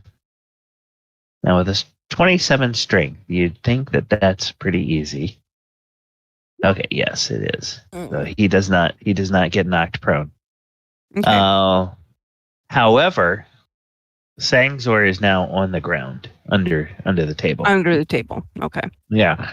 And I'm going to say that because he's a goat, he kind of do that thing where he sort of bites on the jerkin of the giant and kind of shimmies down that way without taking falling damage. So I'm not going to do that. Well, he's sure-footed. So yeah. All right. So anything else, Des? Mm-mm. All right, Fallager, you are up. All right. Well, I could try to get spicy. You're the man of spice. I believe in I that. vote on spicy. Spicy. Okay. So the rules on. Okay, if a target moves away from another target and it's attack space, they take attack of opportunity, right? Yep. Unless they're forced, yes. Unless they're forced. Yes. A forced action doesn't require it. Yeah, if you have something like telekinesis that pushes an enemy away from one of your allies, your ally doesn't get an opportunity attack. What if it has to use its own reaction to do it? Then you can only use it as a reaction. So the same principle applies, correct? And any forced movement does not provoke an attack of opportunity, That's period. what I thought. So it has to be voluntary movement. I'm going to guiding leave it bolt. at that. I'm gonna aim under the table and shoot this guy in the knee or something. Okay. This one right here with a guiding bolt. All right. Up your knee with a guiding bolt. It's a very, very good skill. Ooh. Yeah. Wow. There it is. 66 is 36 plus 15, so that's 50. Wait. Okay. 51? Okay, no. You only you roll twice because you get advantage. So you only get the one. You don't get the damage from both rolls. What? No, I don't want the both rolls. So I'm maximizing my first die, which is a 46, which is 4 times 6, 20. Yes, 20. 24 and right, then plus 15.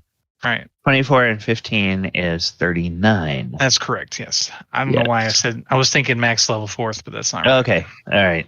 That's fine. Yeah, that was a very good one. All right.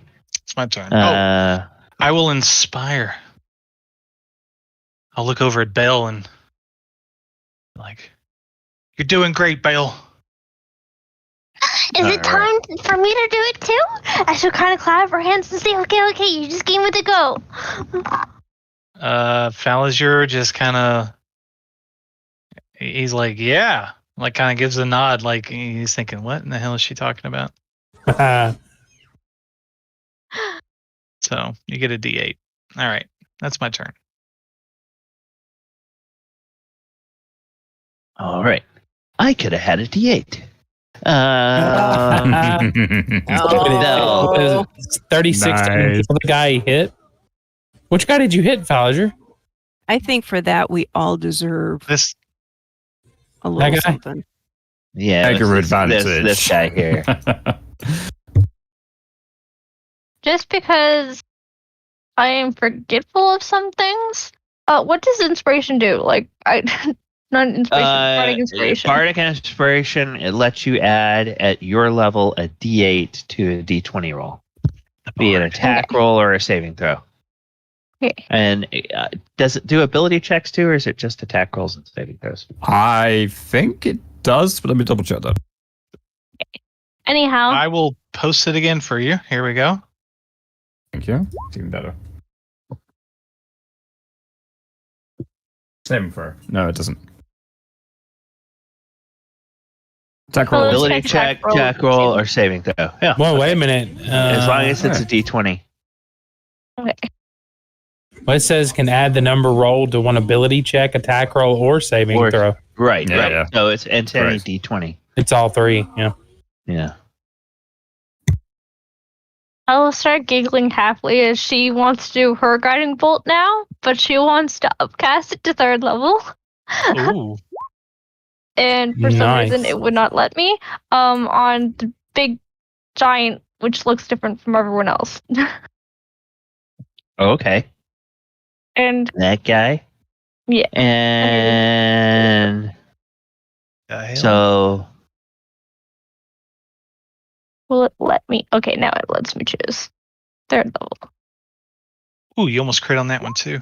Okay, that is just mean. That is so mean. okay, still. so 26 is the attack roll, and then 13 damage. All right. So he looks up and he's rap. Oh, Yo turns away in shame. I mean, And wrong game. Sorry. the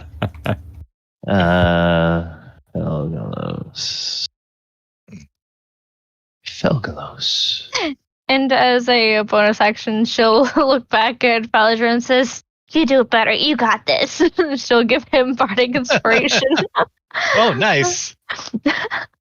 Oh my god, this is deadly. The bards giving each other inspiration and constantly Falliger just guiding ball.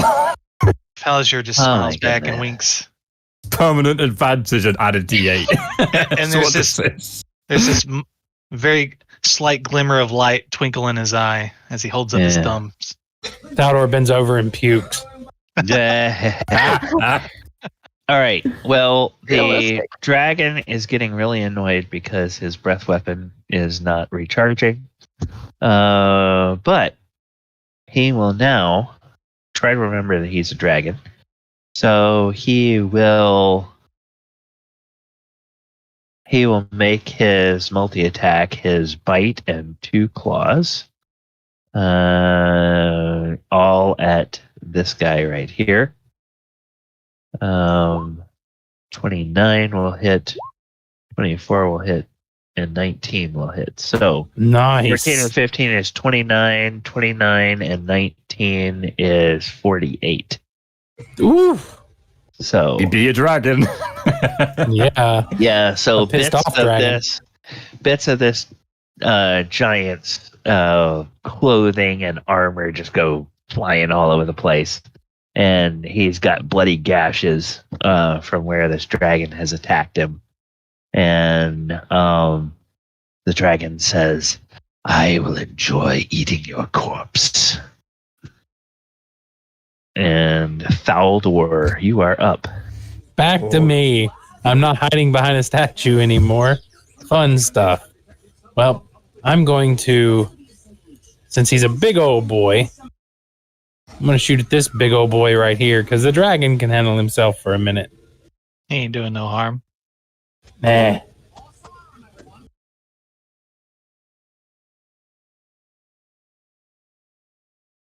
$19 for a total of 30 damage.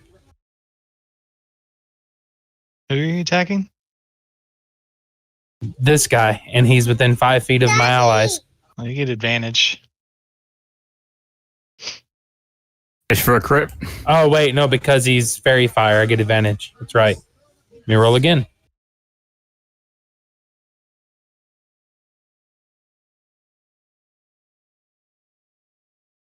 No, we'll definitely take the 19. Mm-hmm.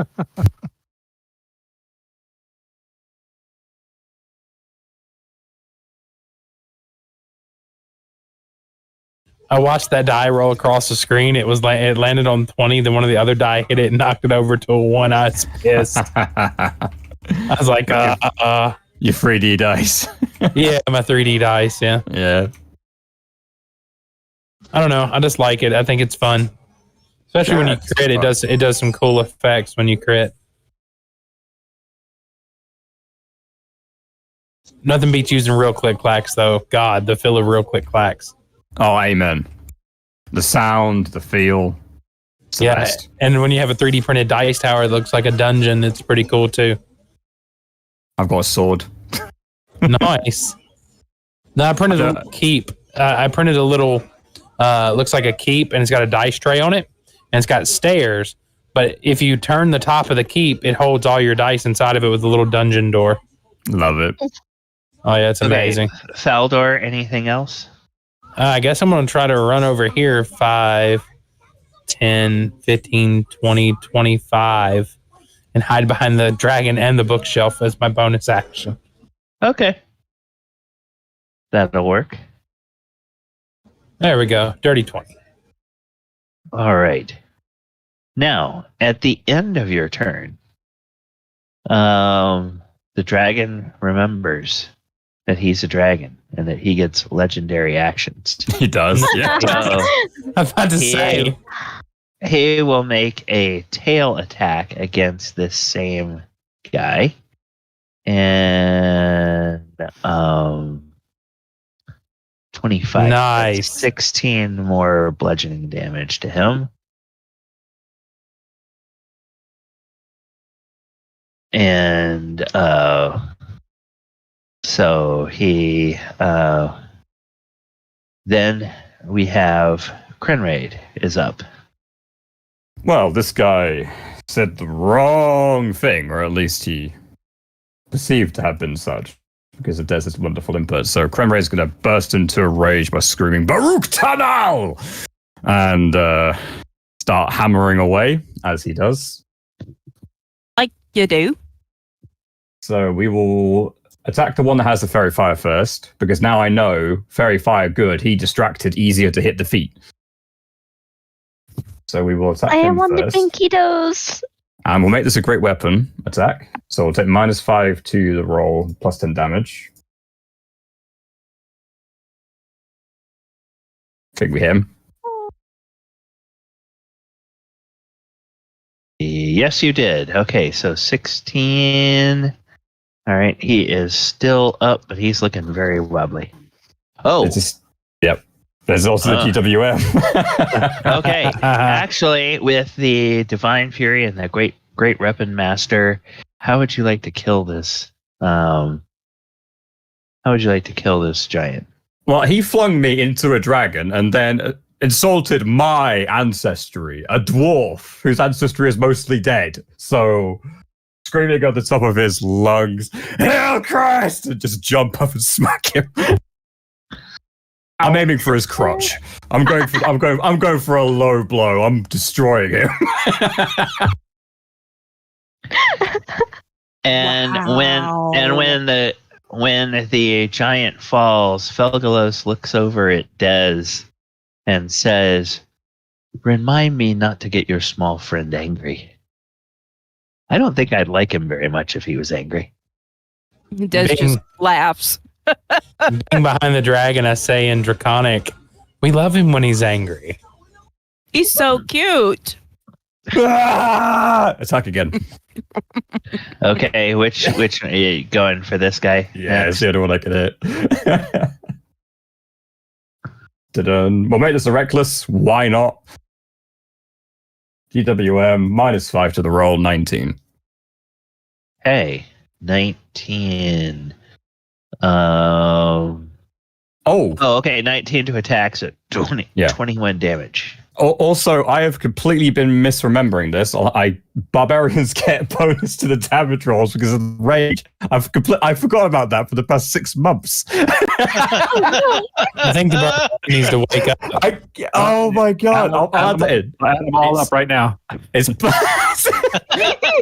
James Wood. It's +2 damage. Sorry. Okay, so +2 damage. Yeah, I'll add another attack to represent. I can't believe I forgot about that. All of a sudden, 6 months of pent up rage damage comes out. That's why he cracked him in the nuts. I can't believe I forgot that. It's like one of the best things about rage. Adds to the damage roll. So wait a minute. So when the Divine Fury hit the nuts, they must have just exploded in your face. Oh. Hey, possibly. All right, I ain't gonna judge. Meanwhile, all the guys are like crossing legs, going, right. Mm-mm. He shouldn't have incested my ancestry. It's right. Insulting. I'm done. Was that an upswing or a downswing? It was a jump and a knock. All right, so that is the turn done, and the dragon will tag team that by using another legendary action for another tail attack on the same guy and hit him for 15 more damage. Nice. So this cloud giant is feeling like a punching bag now between Kenraid and this dragon. It's just laughing game. Kenraid slaps him into the dragon slaps him back to Kenraid. It's okay. Yeah. Badminton. And then the badminton. I was watching a little bit of Olympics today. I had that on the background while I was working. And I had to ask myself, well, this is kind of an interesting game, but I want to know what good mitten looks like. Why do we have to watch badminton? Oh, jeez. Galabon now loses inspiration. Oh, There you go. Either that or he owes us an psychic inspiration. That is a 1d4 psychic damage. More like he owes us an explanation. okay. All right. Get out. All right. So, the cloud giants are next, and the cloud giant is just going to rage at the dragon. I'm going to actually take this guy and move him over here, and then take him off of the layer for right now to clear him out of the way. He is going to attack the dragon with his Morning Star. 16 is a miss. 23 is a hit for 27 points of damage. Oof. And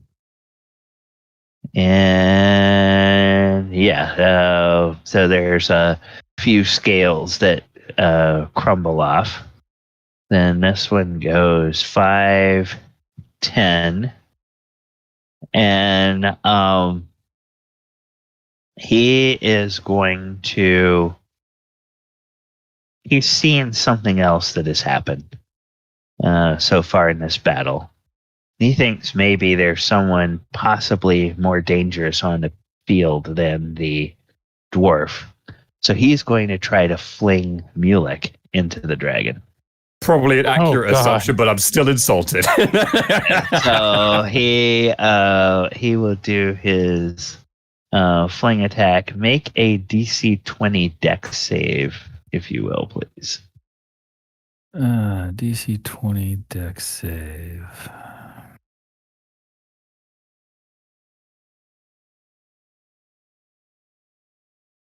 Oh, that's a failure. So, Mulek.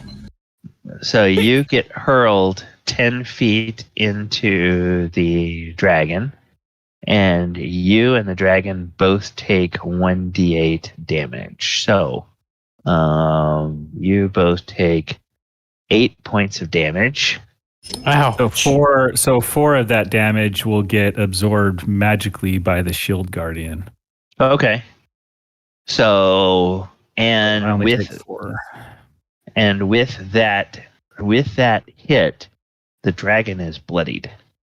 Oh no. Oh. He's been eating some hits. So yeah, he's been taking a few hits in this other room and now in this room. And he says, "If you all have more healing, it would be most helpful." All right, you big baby. Isabel And- finds the bitter tongue. And then this guy will go 10, 15. He will pick up, or he's going to try to fling Jackal at the dragon again. Oh, jeez. Poor Yeah, Jackal. so If it ain't broke, don't fix it. yep, that's a failure. Minus 10. Is this 20. one still confused or no? He's out of his confusion? No. Everybody's out of confusion. All right. Stunning So bolt. that's 2d8.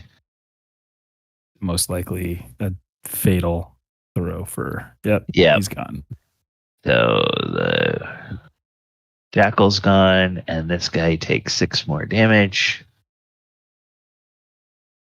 You rolled Poor And- dragon. Then Dog. this Well, the guy dog's magical.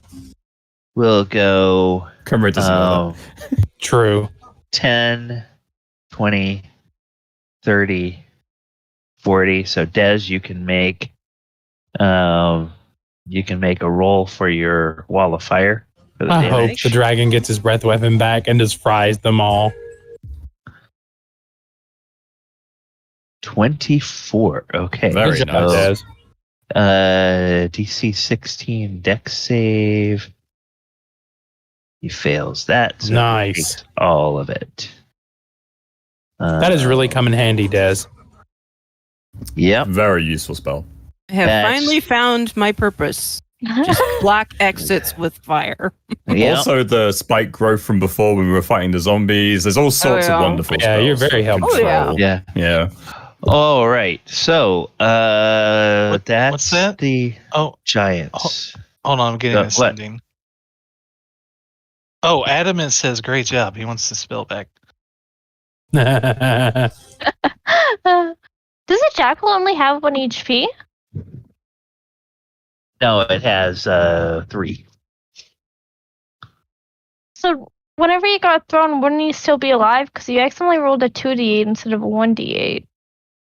Well, no, this one threw him, so that's more than 10 feet. Okay. Never mind. I got It's 1d8 for every 10 feet. Okay. Sorry. No, you're good. So it's roughly 20 feet from here to here. Yeah.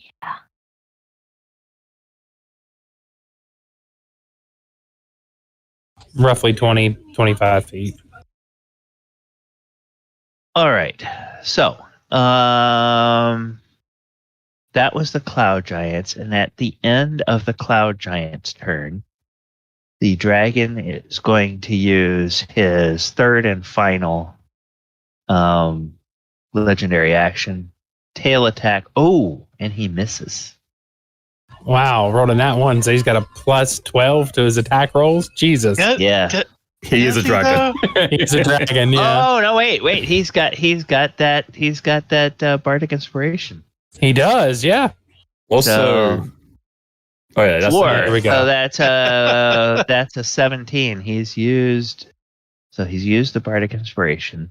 a dragon with bardic inspiration. What the hell? He deals I love it. 19. Yeah, he deals 19 damage. That might be the first time I think I've ever seen that in my years playing 5e D&D. Yeah, a Well, dragon. see it again? I'm glad I could make your day. A dragon with bardic inspiration. Yes, that doesn't often happen. No, when you talk All about right. bards and dragons, it normally goes in one direction, that conversation. It's not a pleasant one. Yeah. All right. Mulek, I believe it's your turn. Yeah, so Mulek's getting frustrated by these giants. He's like, "This has got to end," and he casts hypnotic pattern. And he aims it down to the corner here because it's got a 30-foot range. So he gets it. He sort of eyeballs down here so that Okay, so 30-foot range from you. 30. Like oh, you know what? here. Never mind. 30 foot. Yeah, it's basically. Oh no, I think it's a No. The rope Okay. You have 120 feet to much cast. greater. What is Yeah, it's what is 100 the it's shape? 120. What is the shape? It's a 30-foot cube. 30-foot cube, so it's a square, Yeah. 30 feet on the side. So let's So go ahead and draw a shape. I bring it down so it only gets. Yeah, It's so gonna be I'm gonna go ahead and do 10, somewhere down in 20, here. 10, 20, 30. Like so. Then let's move it. Where would you like to put it? There or It's up higher. It's gonna be somewhere up here, like centered somewhere up here. okay, so You can almost hit all three. There you go. Perfect. I know, you could. But no, bring it back down. It hits all four of these guys. Okay, hits all four, but just Mrs. Crinraid. Yep. Yeah, there you go. Yeah. You could even over to the right a little bit, but I focused it down there because I know it's got a good area, but I don't want to impact. Okay. Yep, perfect. That's kind of where I was aiming. And then hypnotic pattern So they each is have to- wisdom save DC 16. 16. Yeah.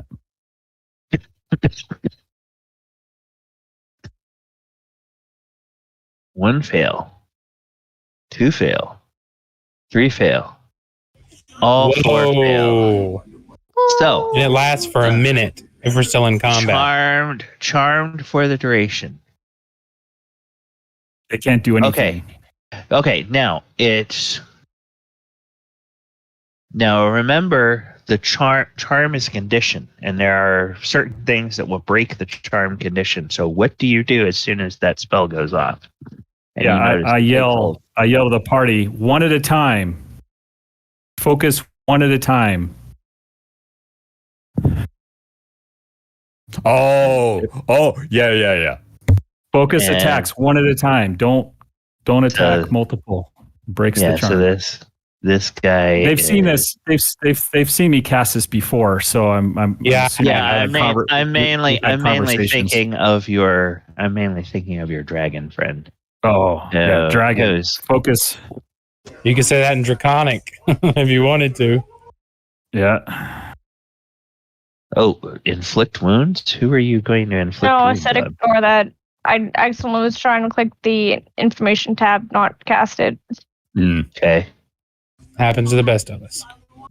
Okay. All right. So that was my my action. Then so my guardian's gonna my guardian guardian's just we're gonna start on this guy right here because he's bloodied, right?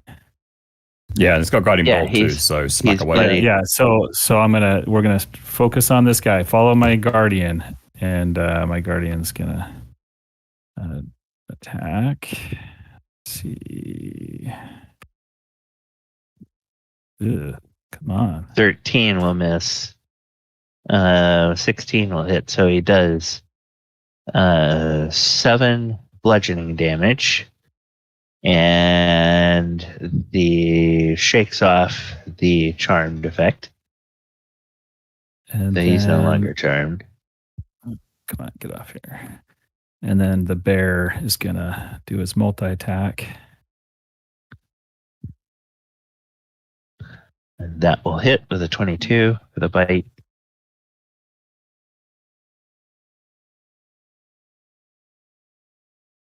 You still need to do And the claw attack. Oh, sorry. It hits, so 17. I gotta do Bite damage and claw damage. So 5 piercing and 8 slashing. So 5 and 8, 13. All right. He is looking very woozy. and that is my turn. Okay. All right. Desarius, Yes. there's no more sound out in the hallway. Nobody coming. At least not that you can tell. Okay, I don't see anybody in the mist. What's the difference between a red background and a white background? Sorry. Huh? I'm special. Oh, yeah, he's a named Okay. he's a named giant, cloud giant. Gotcha. That's all. Nope. Okay. It was just one of those things. I wanted to make sure. Okay. So I can move to there. Great. Okay. So I go ahead and move. I am leaving my concentration up for the time being. And that being said, I apologize. Changed my mind here because I wanted to be somewhere else. There we go. That's a little better. Farther away from all my friends. Okay. So now that my friends are out of the way, there is a spell I can do that does not require me to break my concentration. Let me grab that quick. Now remember, there's one in particular you guys are targeting. Yeah, we're only attacking this guy right here. Okay. All the others are frozen. Well, shit, and then this thing is here. Okay. So maybe go back where you were before you moved. Yeah, Because okay. then you get line of sight. I completely forgot that. So, okay, there we go. And so, yeah, then I can't do that. All right. Those are all. Well, keep in mind, this guy's not going to be in your way because he's small and the giant's going to be tall. So. Concentration. What does this do? Okay, and that doesn't do anything that I need it right now. Of course not. No, spike growth. Okay. How big of a radius do these guys take up? Their token size. So 15. There are 15 by 15 creatures. So anything that's too large might hit 2 of them, and then you break other ones out of the charm. I would really focus on any cantrips or just a ranged attack that will affect only one target. That's your best option at this point. Okay. Well, unfortunately, we have a giant here, and people are in it. I was going to do spike growth right under him, but too many other instances. Yeah, and liable to knock another guy out of this charm, and you don't want to do that.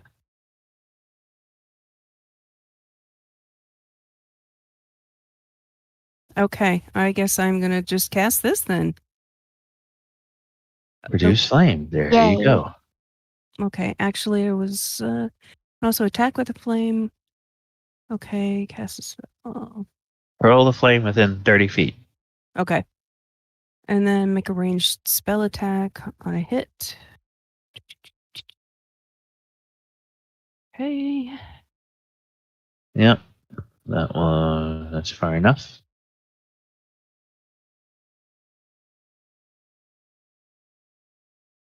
Range spell attack. Okay. Yeah. 26 will hit, so then roll a 1d8. Okay. And it also goes up by number, so if it's level 2d8, things like that too. Okay. This one, some cantrips do that. Let me just do this. It doesn't say that in the thing she did, but let me look at the D&D Beyond and just double check and see if it does that. Yes, it does. So it's a 2d8 instead of 1d8. So roll 2d8. 11. So, all right. And then Sangzor real quick. See here? Do another quick measure. And okay. All right. So since that one is frozen, he's going to move over here and do a ramming attack on this one right in the knee. Okay. You can reach it. So that would be first the ram. Bloop, bloop, bloop. Boom. Crap. Yeah, Nope. that will miss. Alrighty, that's it. Okay. Falliger.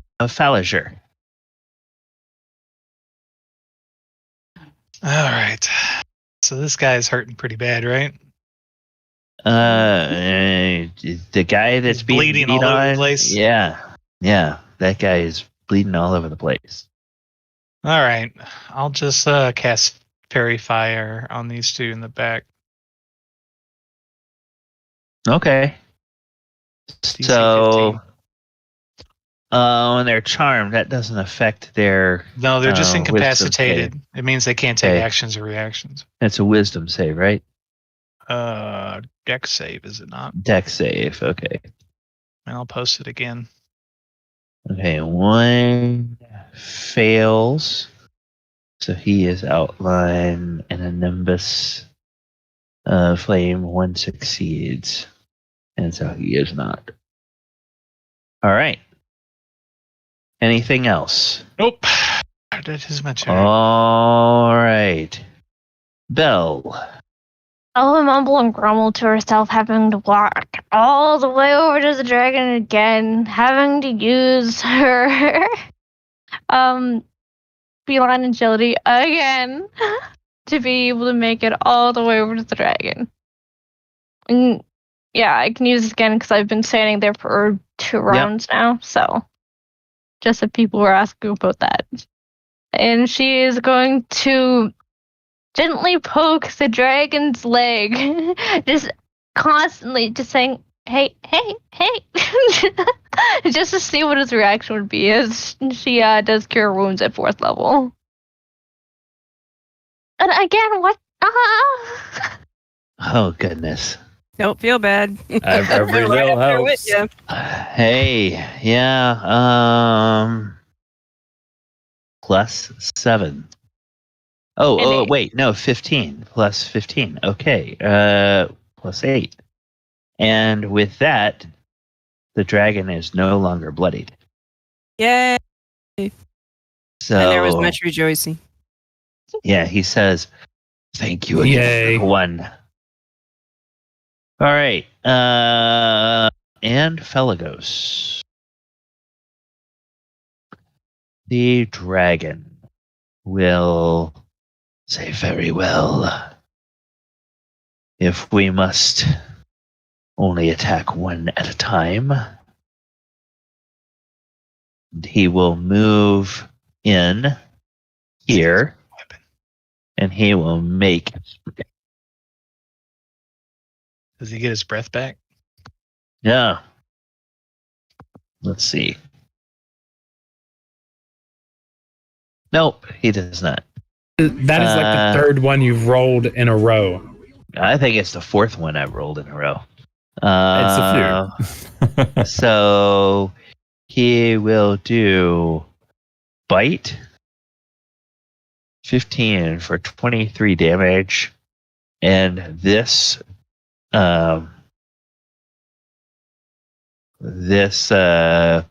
guy falls. And then I'm going to move the body there, put it on the GM layer, and then Felagos looks over at Mulek and says, "This one's next." And he will claw at this one. Claw the first will hit. Claw the second will hit. So 12 and 14, that's 26 points of damage. And then he says, "That spell of yours is rather handy, wizard." And of course, that breaks the cloud giant out of his hold. And Thaldor, you are up. I got this. Thaldor's going to slide out.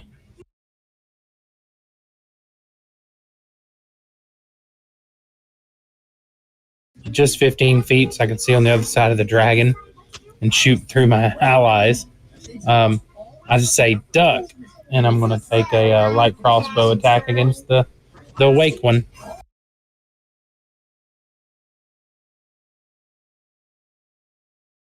22. A 22 will hit, and you have allies there. So he takes 19 points of damage. And he is looking extremely wobbly. And then Thaldor just runs back and uses his bonus action to hide because it's the best thing I can do. Okie dokie. And That was a crappy stealth roll. Well, luckily my turns are pretty simple. I don't have to think that much. Does this guy have fairy fire on him? Nope. No, I don't think he did. There's only one guy in the room that has fairy fire on him, and that's this guy. Lovely stuff. So we're going to go for a maul reckless attack with advantage, and then add the GWM to that. So 27 minus 5. How would you like to kill this guy? I think I'm a bit more calm now. I've killed the guy that was the center of my rage, so I'm just gonna hit him in the shins, bring him down, and smack him in the head. It's like watching a comedy routine. It's a total of 28 28 damage. Yeah. All plus right. Divine Fury, but yeah. Okay. I'm plus 2. So I'll move that guy out of the way and put him there. And then you have some movement. Next. One at a time. This guy right here. He's the closest And now one. this guy does have the fairy fire, so you get advantage on this attack. Wonderful. So we'll make this a maul attack. This does not get the Divine Fury, but I will make it GWM. Same again. 27, yeah. 16. And 2 is 18, and 10 is 28. Minus 28 damage. And with that, this guy is bloodied. All right. And a very rude awakening. Yes, and he is no longer charmed. Okay. All right, mate. Pass it to. All right. And then he looks at you very, very angry. So. Dun, And dun, dun. he says, "Why, you damn dirty dwarf." And he is going to do a fling attack against you. So please make a dex save. You got it.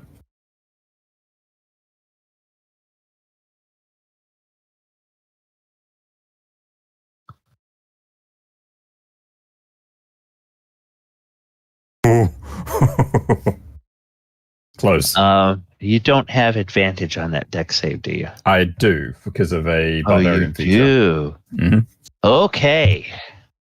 Well, you can see where he's looking.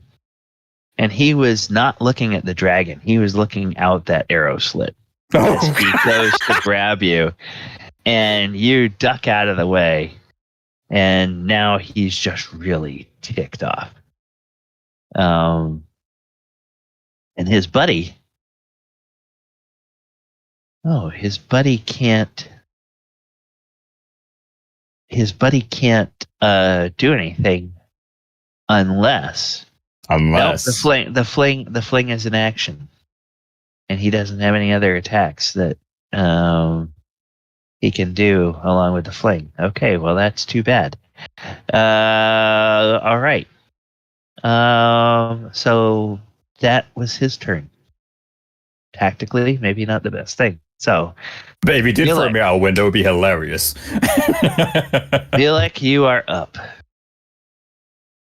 20, 25, 30. All right. I point to the guardian. I say, this is the next one. So the guardian goes around Kren to punch at this guy. This 2 fist attacks. 8 and 13. 21, I believe. Yeah. All right. And then since I am practically tapped out. I don't really have much left, and I'm just going to point my finger, just say, go down. Where is my spell? And I'm going to cast Firebolt at him with advantage. Yep. 22 for 7 points of damage. And then 5, 10, 15. And I'm keeping the bear back. The bear's, he does not like to fly. And so that is my turn. Okay. All right. Oh, actually, the bear's still within 10 feet, so he can't. He's just going to stay there. I'm not going any closer. Des. Yeah. All you right. are up. All right. So Now that one that you were thinking about attacking before, now that's the valid target. okay. But I have to avoid waking this guy up, right? Yep. Okay. So single target. Okay. If all else fails, what you did last time might be a good option.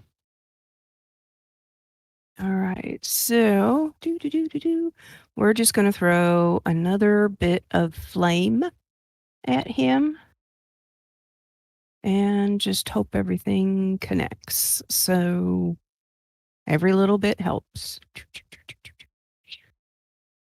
So go ahead and click the spell. Yep. So I know what you're Getting there. Dee. Produce flame. Gosh darn it. I can't see anymore at this point in time of night. Ah, there it is. Okay, I apologize. Okay. 17 will hit. Okay. Yeah. Logistically, you'd probably have to move so you can get a better line of sight. Oh, but that's sorry. fine. I would have That's fine. moved. Yeah. To 9 minus 9. And something you notice when you move, this guy, he's got some nice shiny bracers on his forearms. Huh. So, but your fire hits him and he takes the damage from it. Okay. And then Sangzor backs up and charges. He's like one of those goats where he's like shaking his head, moving his head kind of back and forth to see where he's going. It's a wonder that there's not a backup sound. Beep, beep. And then he takes off. Hey, 19 will hit. All right. And charge. It's a 44 plus 3, I think. Oh, right? Sorry. I thought that was going to roll the damage. So roll 2D. So it's 44 plus 3. 4D4 plus 3. 12. Okay, and then he makes a strength save. Oh. And he doesn't fall down. Okay. But he's But like, he does take damage, right? stupid goat. Yes, he took the damage. And you hear Sangzor from under the table going, bah! Actually, you know what? I'm just going to do the one thing that he should have done. Uh-oh.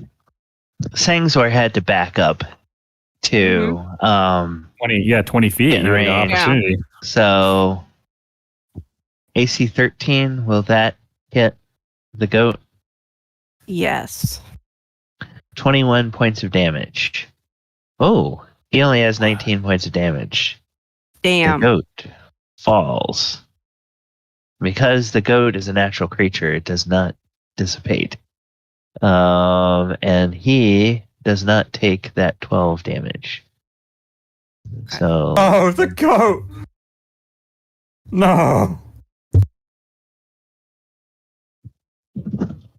And my buddy!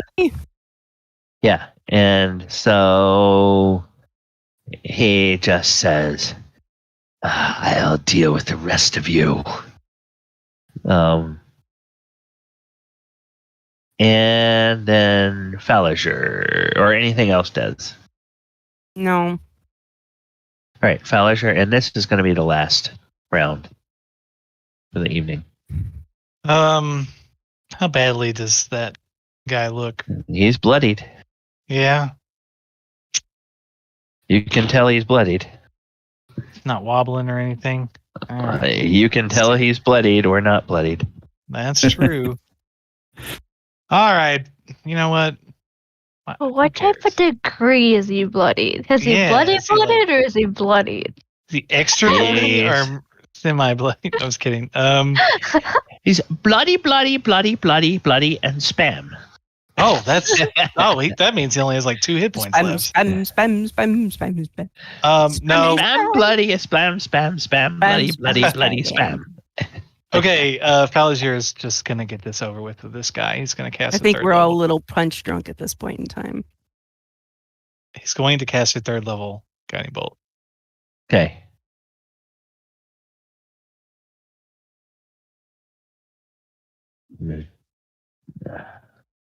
Okay, so 24. 21 will hit, and 24 points of radiant damage. All right. He does not like that, but he is still up. That's his turn. All right. And Belle. I'm doing some quick maths. 1 second. Oh, she's Okay. doing some quick smash. Yes. Magic. Okay. Bella's going to do something stupid. But it's okay. Uh-oh. She'll walk up to the giant and say, I really don't like you hitting my goat. Well, it's not my goat, but it's my friend's goat. And when I mean friends, I mean someone who doesn't really talk to me, but is kind of having to be my friend because he's friends with everyone else of my friends. And it's like, and she'll kind of like angrily flick out her claws, and then she'll do inflict wounds at 2nd level. Ooh, okay. 14 is not gonna hit him. But I want to use my bardic inspiration as well. Yeah, you do. Okay, so roll a d8. Oh, fudge. 15 does not hit him. She has it in the chat, Galley. She can roll again. Okay, so yes, you have advantage. So go ahead and re-roll your attack with advantage. Oh, 25 will do it. Okay. Go ahead and roll the damage. Yeah, 2nd level. 24 points of damage. Plus 6. Plus 6, so 30 points of damage. Okay. She starts hacking and slashing his legs and climbing up his knees to attack him more like a wildcat go viral. Yeah, it's like you're flaying him in the way that the dragon would probably be normally flaying him. And was the 14 not already advantage? The 14 was Fairy fire, but then advantage I can reroll because of the thingy in chat. Thing in chat. Yes, remember, Mulek, I gave you guys a clue. This guy is wearing bracers. So that may mean that his armor class is not the same as everybody else's. So the 14. Well, no, I think James is confused by the fact that she already rolled with advantage. That was for Fairy Fire. She had advantage in our Twitch chat, so that's what gave her a reroll. She got a 16, right? Okay. Is that correct? She got a 16? Nope. She doesn't get advantage. She did not. Advantage. No, she gets to roll a whole another 20 and get advantage on both rolls. Yeah, because she rolled. That's the way we've always played it in my game. If you use DM inspiration and you had advantage on the roll, you have advantage on the reroll. Yep. Okay. So Sounds good to me. yes, that's legal. I was working it out. And if anyone looks at Bella now, you can tell all her fur is sticking up so angrily. But that's going to be her turn. Okay. Right behind you, sister. Okay. And Felagos will he'll roll a, and he says, I'm back, baby. And he spreads his wings. And he goes 10, 20, 30, 40, 50, 60. Right here.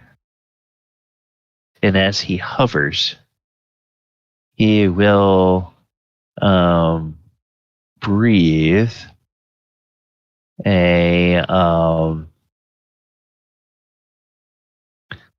will breathe lightning. That was cool. That way.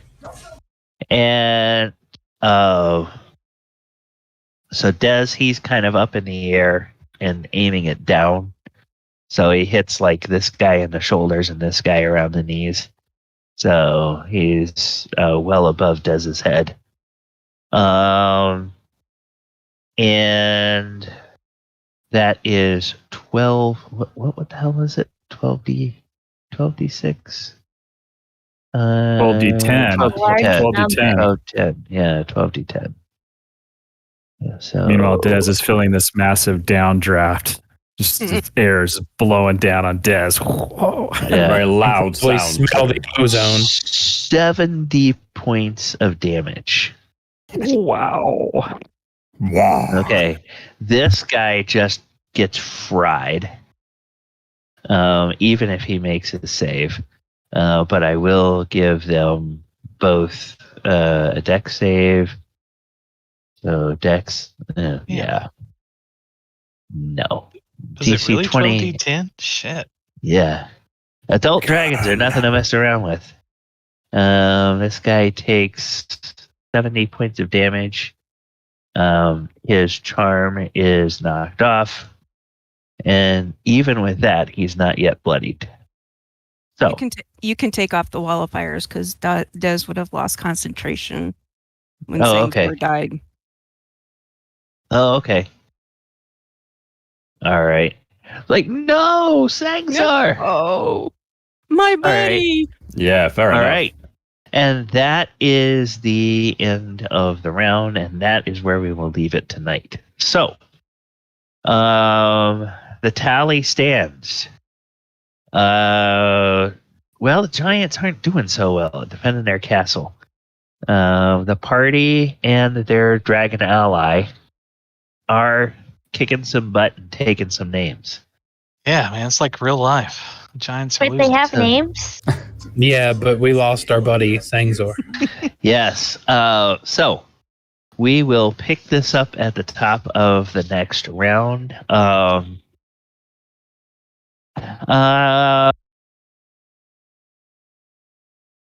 Let me ask: Have we been playing Sangzor like enough of an NPC that it should get death saves?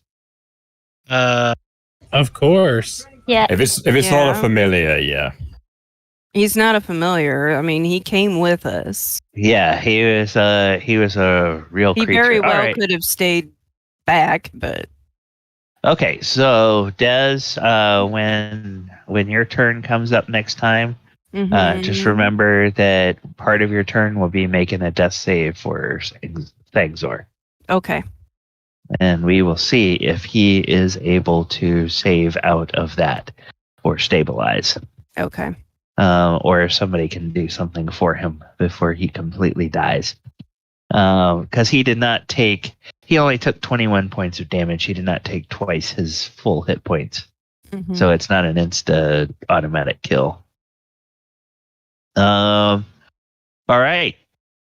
Well, then, thank you, players, for joining us. Thank you, viewers, for Thank you, Mr. GM. hanging out with us. Yes. Join us again. We'll be back Saturday night with our second edition D&D game in Greyhawk. We will be back Sunday for our Planeswalking 5e D&D game. Monday night we will be doing Monster Monday because I've been feeling a little under the weather. I haven't really taken a look at what monster I'm going to do yet. But did you ever do the bunny corn? No, I didn't. Gotta find the real name for it. Almirage. Yes. What you're I think you should do the bunny corn. I don't think that appears in enough editions to really make it worthwhile. There's lots of pictures. It's adorable and everyone loves it, but there just isn't that much to do with it. Yeah. I think you should do a how you could make this a badass creature because it had huge, sharp, pointy teeth. That was heavy with the horn. you could definitely do something like that. Well, all right. It's just an idea. I'll consider it. Just all right. But Monster Monday will be on Monday night. If I wind up doing that, Heather, just know that you're going to be tagged to co-host that episode. And you're gonna I don't have anything on Monday. You're gonna need to come prepared with backstory lore. Some backstory lore and stuff like that. We'll build some slides and all stuff right. like that. Well, you'll have to get in touch with me a little bit early. So yeah, and before I forget, Paul and Michael. Paul, what do you have coming up between now and next Thursday? Nothing for me particularly at the moment. I had Blaze in the Dark yesterday at the Action Sturge. Those guys over there had an absolutely amazing time. We had a very large viewing as well, which was great. We had like 60 people at some point. So obviously people were a bit hyped. Nice. So it was very fun, but nothing for me next week. Yes, and Wednesday nights, please go check out the Action Sturge. They're friends of ours. They run fun, and next Wednesday they're going to be doing an interactive dungeon crawl where you can get points and you can literally have an effect. Here in this game, you can do things like give advantage to players and whatnot, but there you can do stuff like force them to draw something from the deck of any Oh God! Don't get me started. Do all kinds of crazy stuff. So that's a fun game on Wednesday nights. Then, Michael, what's coming up on the Doors of Fear channel between now and next Thursday? I might stream some more, either Baldur's Gate 3 tomorrow night with Ken Colliger, or we might play some Civ 5 and maybe stream that. So we've just been having fun and playing a bunch of games, or Dungeon Defender 2. That's a really fun tower defense live action game. So it just depends, but I'm a variety streamer, so just come by, check it out, and you might have a fun time. Okay, and you can find Michael over at twitch.tv/doorsofear, and you can find the Action Sturge at twitch.tv/theactionsturge, all one word, and it's STURGE. So, all right, players, thank you so much. Viewers, thank you for putting up with us tonight. I know I've been battling the stupid cold, so hope that hasn't been too much of a bother. And we will talk to you all next Thursday. Hope we will see some of you on Saturday night and then again on Sunday for our